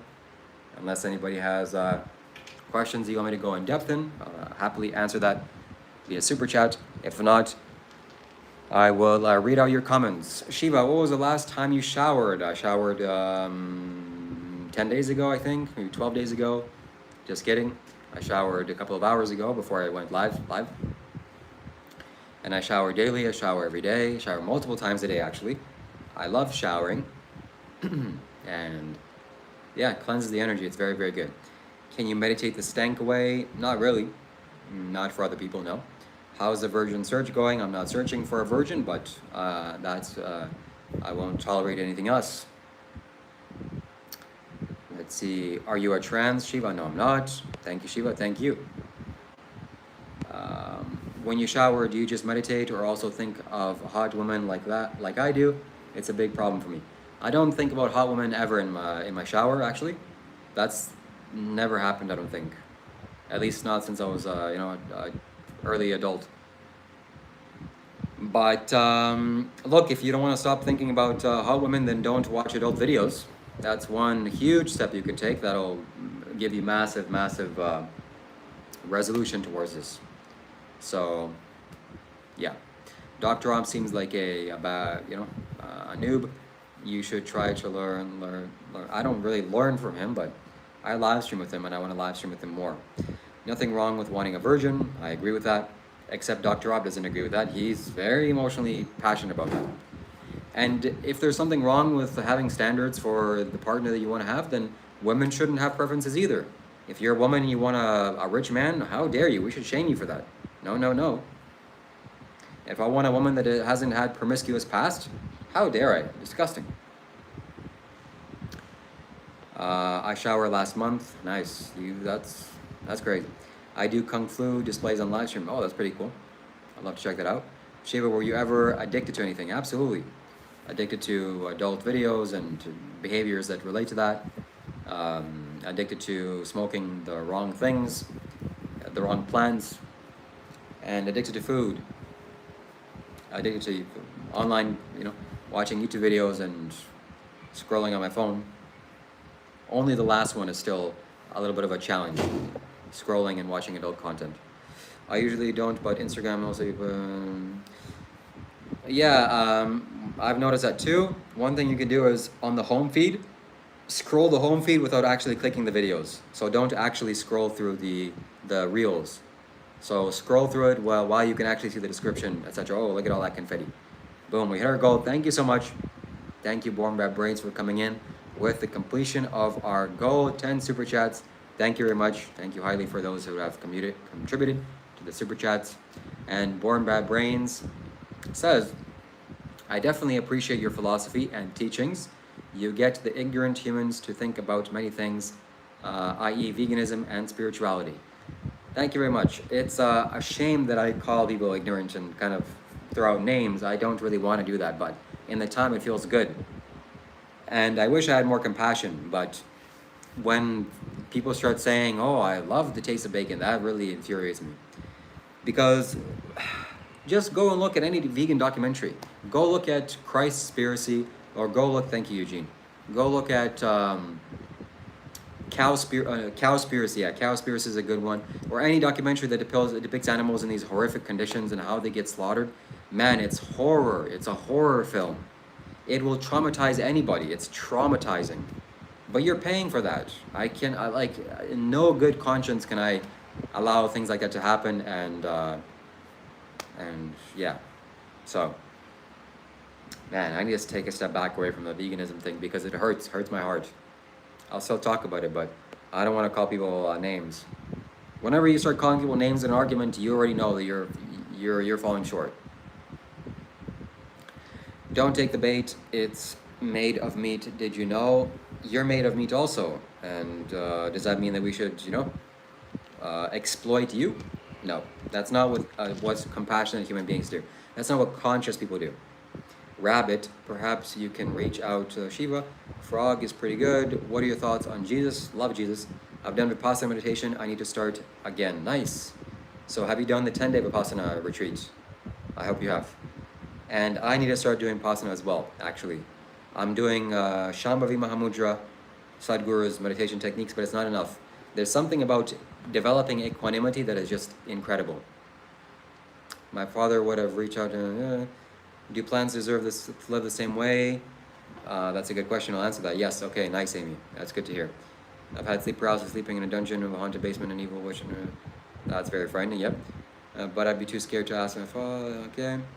So I can't read all of your questions. What's your cost of living there? It's not much. It's pretty cheap.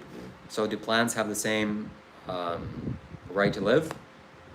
Yes, actually, they do. But me plucking fruit off of the ground, it does more for the betterment of life in general than if that fruit were to be in the ground. That's the principle of life. For example, I'm walking down the street and there are beautiful trees outside, you can see. And let's say I walk down and I see a tree, and I just pluck a leaf off of that tree. Why? I just compulsively. That doesn't do anything for life's sake. And that just takes life. Is it some super serious consequence? Not really, no. But the principle matters. So you have to be willing to do something more with that leaf than it was doing on the tree. It's producing oxygen. That's very valuable. But if you can make something that give to your child and it'll make them happy, I would consider that more life. Because, the consequence of reducing a little bit of oxygen towards making a child happy is there. So thank you very much, Lampshade, for your donation. $20 donation. Wow, you're on a roll. I demand. Well, with that powerful color, orange behind that statement, that carries some weight. Whatever you demand, I'll take into strong consideration. And in fact, your demand will be followed through. After I end this live stream, I'm going to call Dr. Rob on every single platform that I can call him on. Instagram, Discord, and WhatsApp. And demand that he does a live stream with me. So thank you very much. I'll go in accordance with that. So then it leads to another consequence. So let's say carrots that are in the ground. Carrots are in the ground. They want to live there. They're comfortable. They don't want to be plucked out. That's not what life's intentions are. But it's for my intention is because I want to eat it and it will sustain my life. So that is, it makes sense for me to take it out because its purpose sitting in the ground, fulfilling its life and then rotting is not really that much of a consequence in terms of life's sake. Me taking it out of the ground and feeding myself, I'm a human being. I can do so much in this world. I have the most evolved nervous system. So in terms of life's sake, I'm of a big consequence. Well, that has complications, but whatever. We'll leave that slide. What about when it comes to a cow? A cow is extremely evolved life form. It makes no sense for me to go and kill it and eat its dead body when I can go and eat plants and be as healthy and actually even more healthy. That is actually, you're removing much more life in the actual equation of it for no reason. There's caveats to this because if plants all of a sudden died, somehow all plants died on Earth, well, we'd be screwed. But let's say a cow's walking around and I'm starving. That cow is going, okay? It's going, sorry. I'll feed myself, I'll feed my children, I'll feed my family members. Sorry, cow, that's just the nature of life. And because that would aid my life, that would aid life, and it would be appropriate then.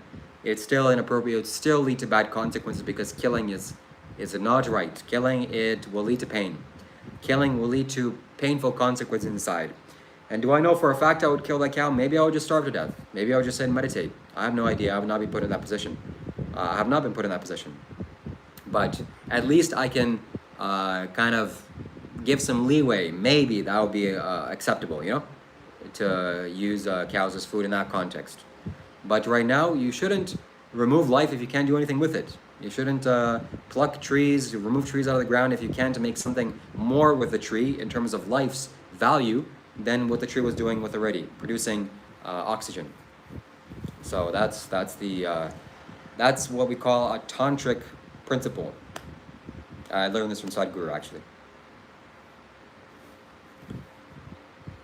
So yeah, a lot of things I learned from Sadhguru, my friends. You should go and watch Sadhguru's videos on YouTube at Sadhguru.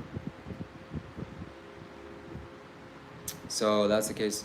All right, if you have any questions, please send them in the form of a super chat. I'll be happy to read them and go in depth.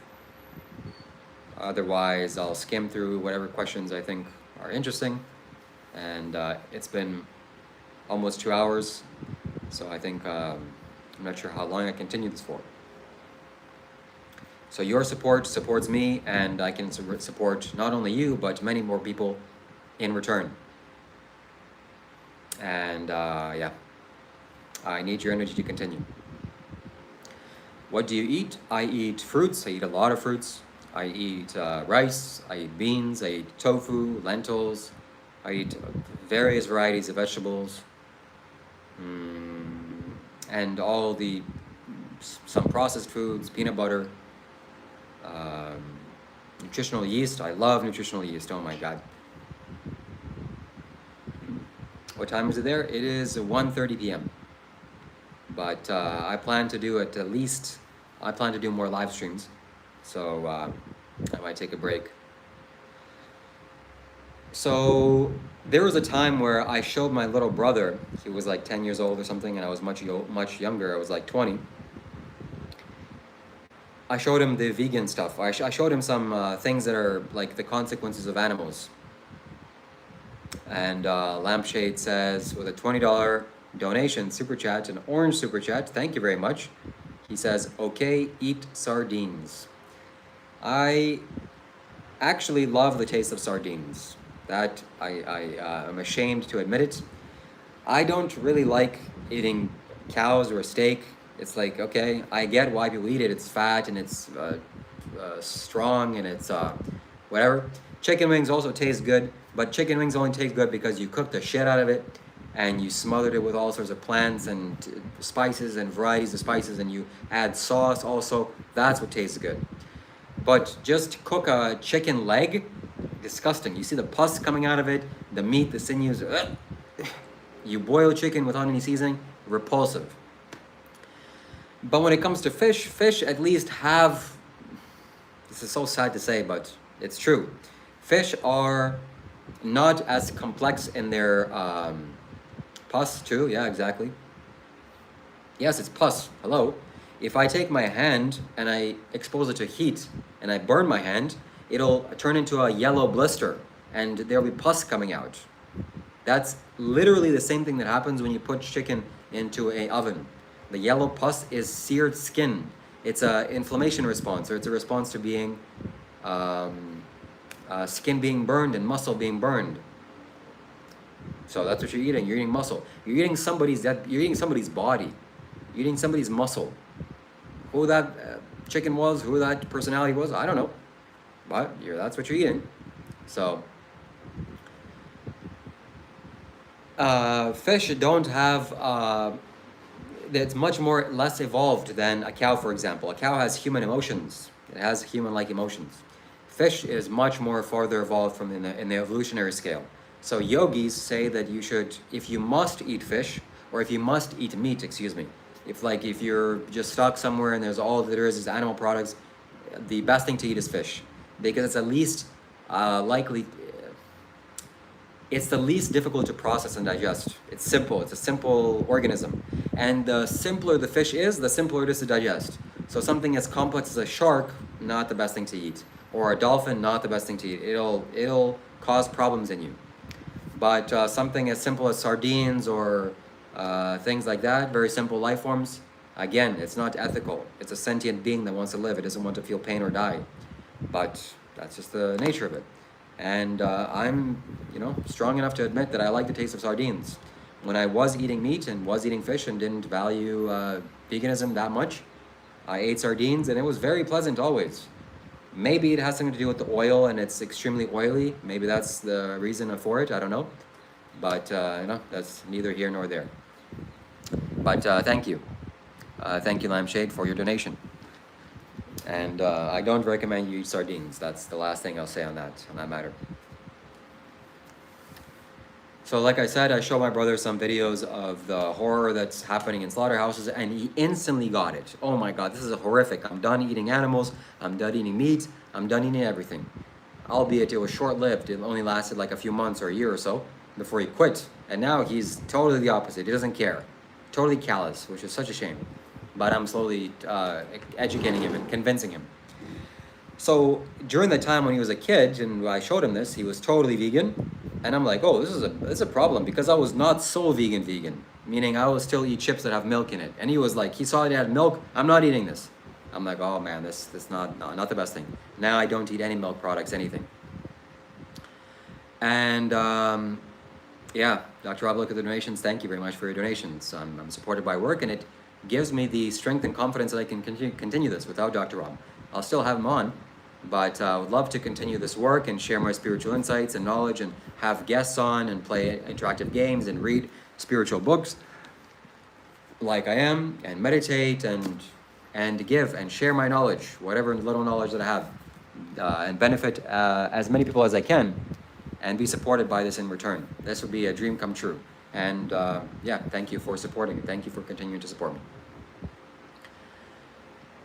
Yeah, thank you. So, like I said, I wouldn't be such a hardcore vegan. I would still eat milk and stuff, but he decided, no, I'm not going to do that. And his dad was very worried that he's not going to get enough B12. His dad went to doctors, and doctors said, oh, you need to get B12. So his dad bought, stepdad, okay? So, or his father, but my stepdad. He bought, how can we meet you in person? Come to Toronto. I'll be in Toronto very soon. Or come to India. Maybe I'll go to India very, very soon. He bought nutritional yeast. And the first time that I tasted nutritional yeast, it was like amazing. It's the most delicious food in the world. And I couldn't get enough. It was like crack. My brother didn't like it. It was like, it's not a big deal. He take it or leave it. For me, it was like, this is the best thing since sliced bread. Nutritional yeast, I don't know what it was, if it was B12 or something, it's clearly something. Just the taste, it's like exquisite. It's better than cheese. Cheese tastes good, but it's better than cheese. Nutritional yeast, I highly recommend you buy it on Amazon. Make sure it's fortified with B12. That's the biggest benefit of it. So some people may think, oh, it's because you're lacking B12, or you're lacking in the minerals and nutrients. No, because I eat B12 and I ate the whole pack. You're supposed to sprinkle like 1 teaspoon of it into your food, and that's supposed to be enough. I couldn't get enough. It was so good. And even to this day, sometimes I buy a 2 kilogram bag of nutritional yeast that's fortified with B12, and I just add it to everything. Everything means everything. Whatever I can. Salad, soup, pizza, vegan pizza. The only thing I don't add it to is ice cream, vegan ice cream. That would be a little bit too far. Nutritional yeast, it's like flakes. It's not yeast. I don't know. People have funny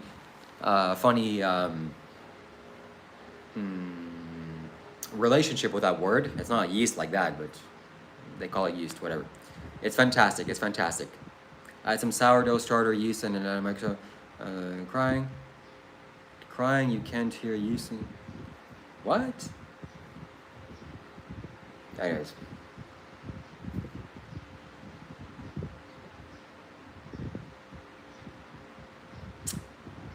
Nooch is a good source of many things, but I get yeast infection. But do not get yeast infection. No, it's not. You don't get infections from yeast. I don't think there's any problem with eating nutritional yeast. I do get yeast infections sometimes, but I think it's a different kind of. Yes, that's not the same thing. So you eating yeast, you eating bread doesn't give you. At least I don't know. I can't comment on that. But man, I love nutritional yeast. That's like the best food in the world, and it's vegan. So for a vegan diet, it's difficult to to find B12 naturally. So animals produce B12 in their stomach when they eat earth, or it's made in earth, and we kill the animals and we eat B12 like that. That's a shame. Or you can just get a plant-based source of nutritional B12, and nutritional yeast is a fantastic way of doing that.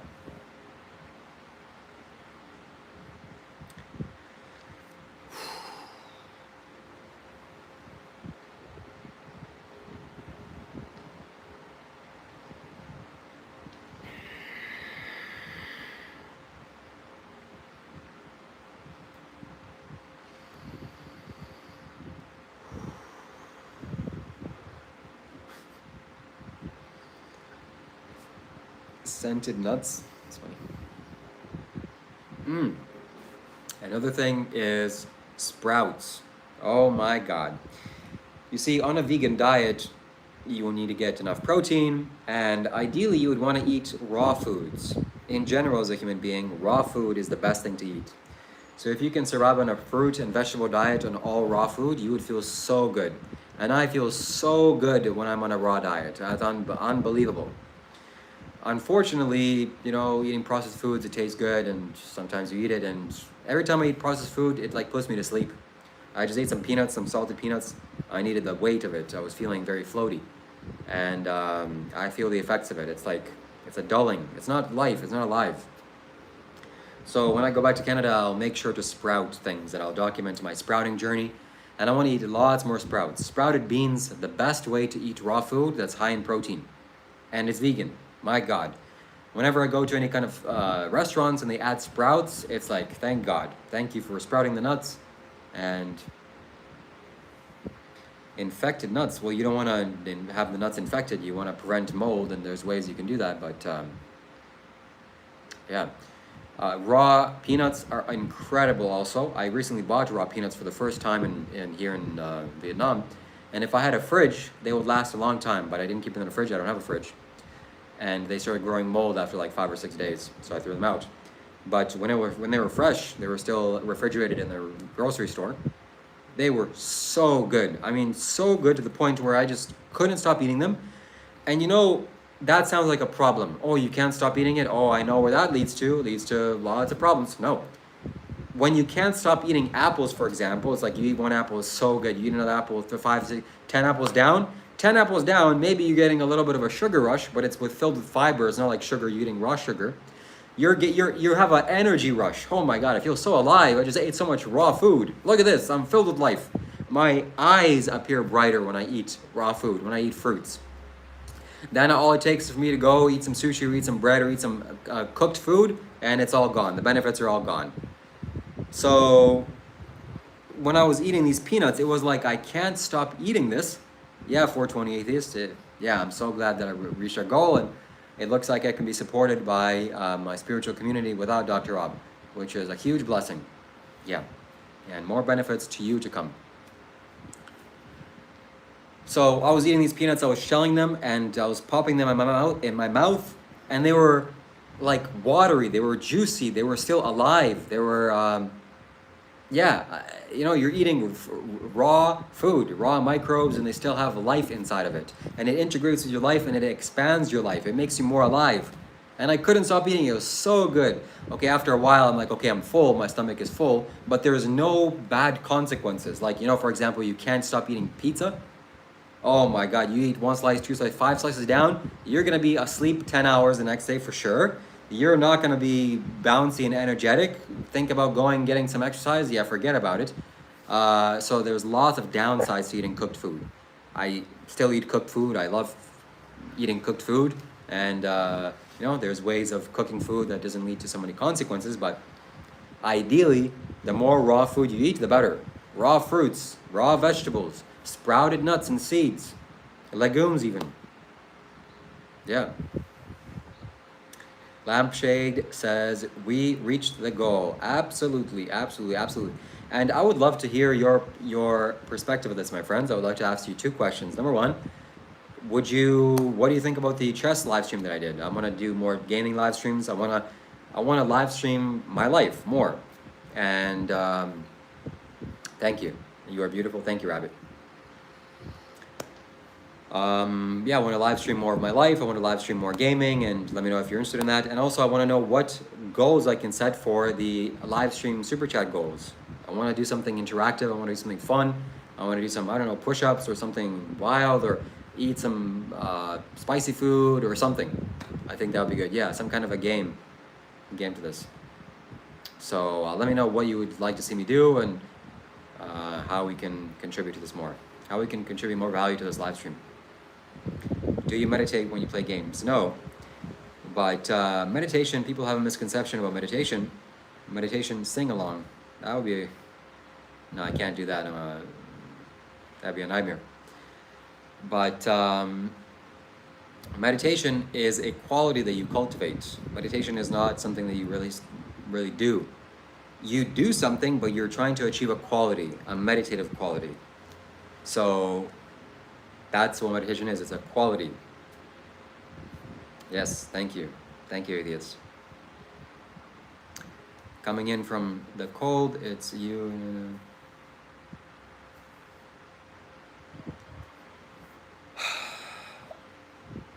Well, nice. I'm glad.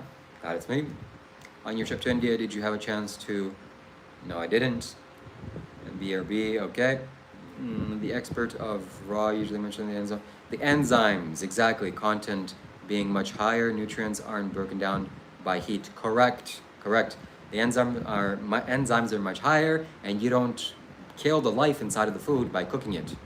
So it would make no sense for you to take an apple that's filled with enzymes, filled with life and whatever organisms that it has, that's good for you, good for your microbiome, and then to put it on a frying pan and to cook it. And then when you eat that cooked food, oh my God, you're gonna destroy your body like that. But we're destroying our bodies every time. We go eat pizza, we go eat sushi, we go eat these cooked foods. Some cooked foods are much better than others, of course. You cook some beets, you eat some beets, oh my God. Beets and beans, salad, forget about it, okay? That's what I'm gonna be cooking when I go back to Canada.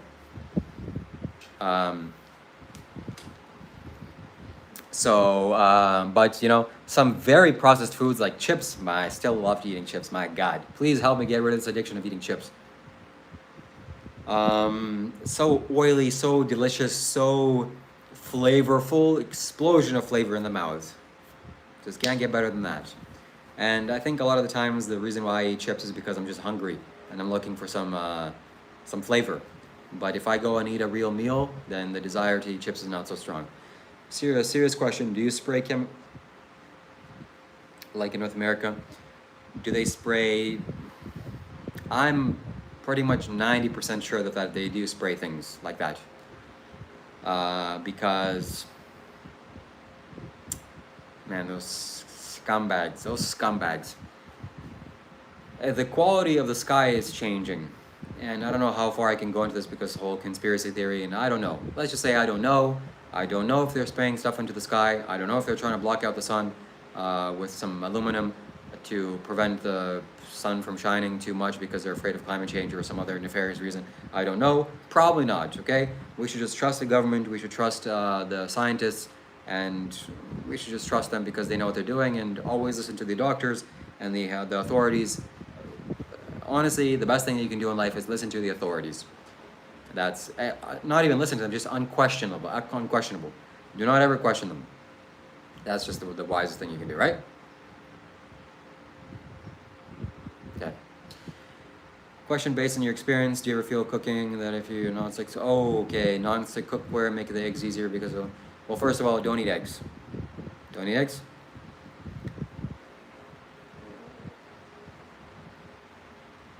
What the hell? I don't know how I need to read that comment again. A cookware, it will help and make the egg easier because I find it much easier. Okay, but first of all, you shouldn't eat eggs. But that being aside, do not cook with non-stick cookware. When I found out that my family has been cooking with non-stick cookware for years, oh my God, that just like gave me a bad feeling in my heart. And I was cooking with that food too. And then I looked in the non-stick cookware and how many scratches it had. I almost fainted. Okay, I almost fell off my chair. Those types of pots should never be cooked with, unless you're an expert chef and you know exactly what you're doing, but never cook with that. Get a stainless steel frying pan, heat it up to its max heat, and then drop one little drop of water If the water just doesn't evaporate, it just kind of bubbles around like liquid mercury, that's the right temperature. Dump the water out, put some coconut oil, and then crack the egg. The egg will cook perfectly. Should you cook eggs? No, you shouldn't. But non-stick cookware is not needed. It's Teflon, and you can get poison from that. Do not just throw that out. Throw that out and get yourself some better cookware like a cast iron or non-stick and learn how to properly cook with it. Do not get non-stick. It doesn't matter. Look, you're sacrificing time and convenience for your health. Is that a good thing to do? Hey, it's convenient and it's easy. Who cares if it damages my body, my health? No, my friend. Value, that's the wrong priority. Your health is the number one most important thing. If you're healthy, all the better things will come to you. Not because you have time and it's simple. Oh, it's easy and it's time. No, man, that doesn't matter. Exactly.